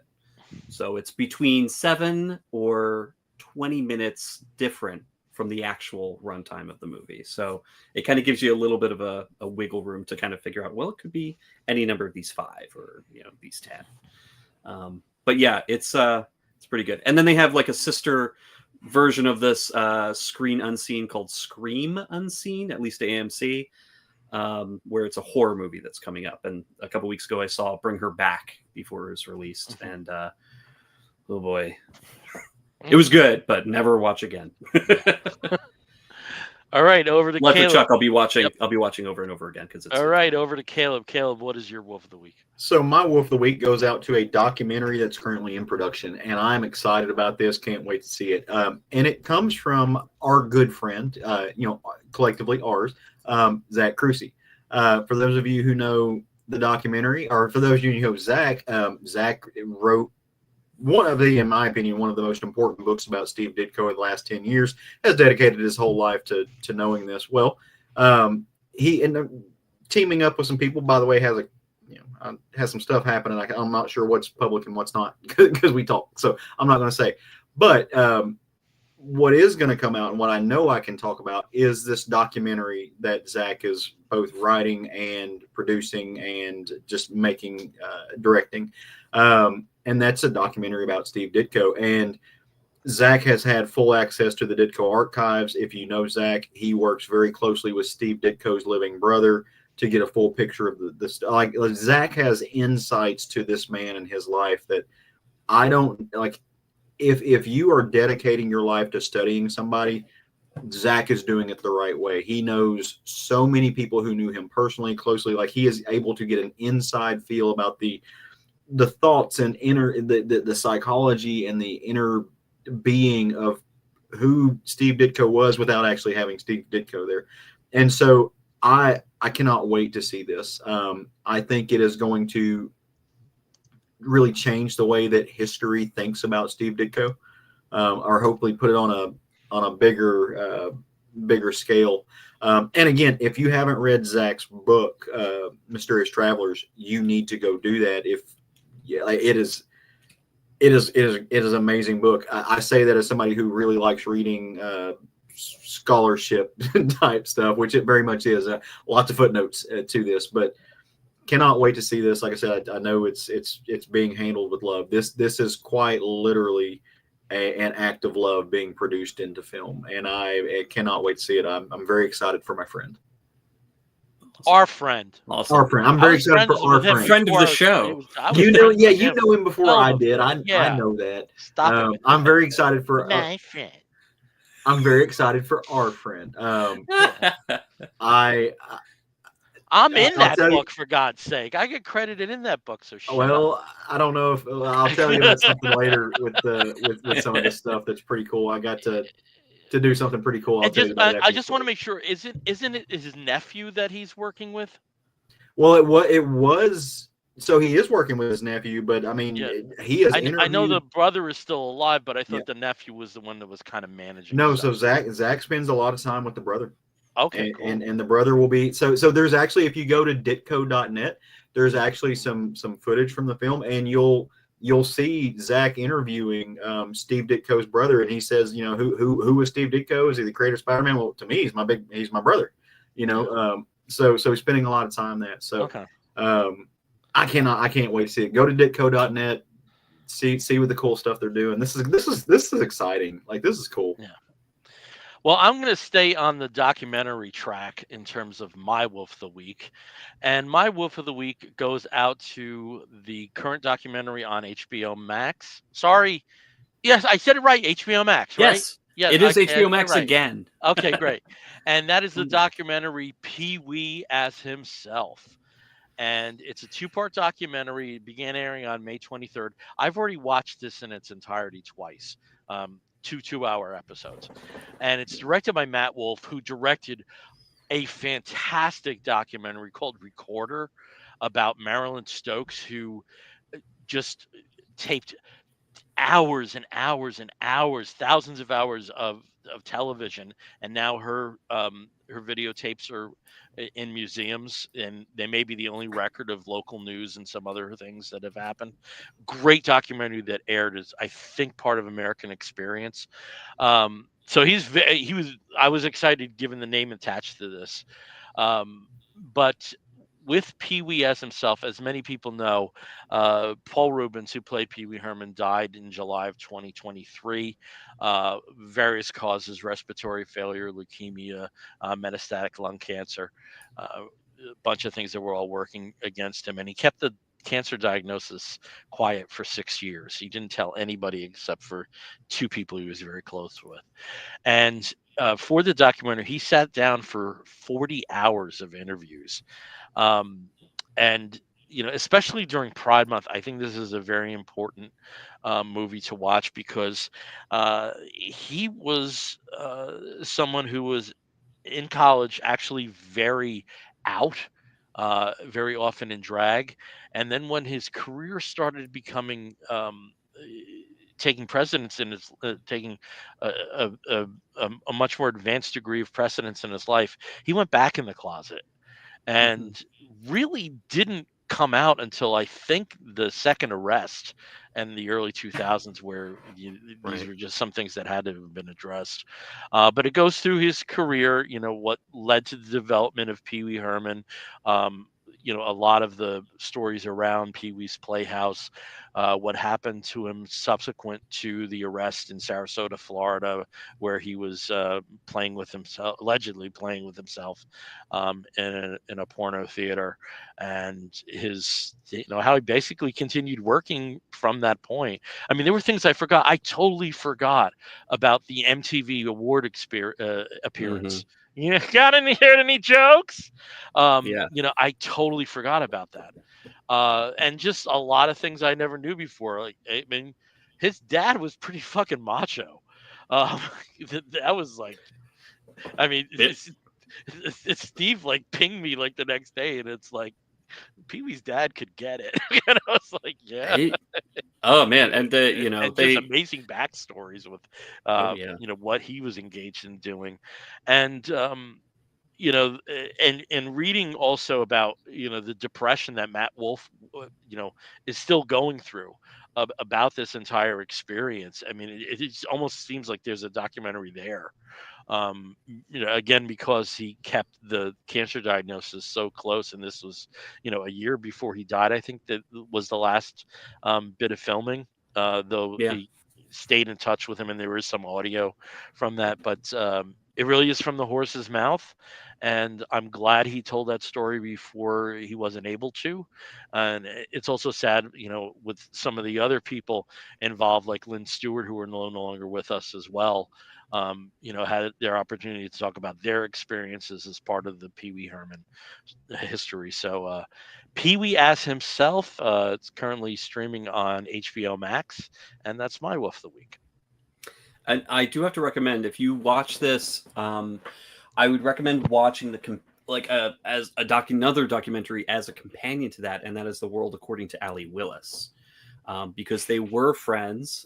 They shared, actually, Allie's longtime girlfriend was also the production designer for Pee-wee's Playhouse.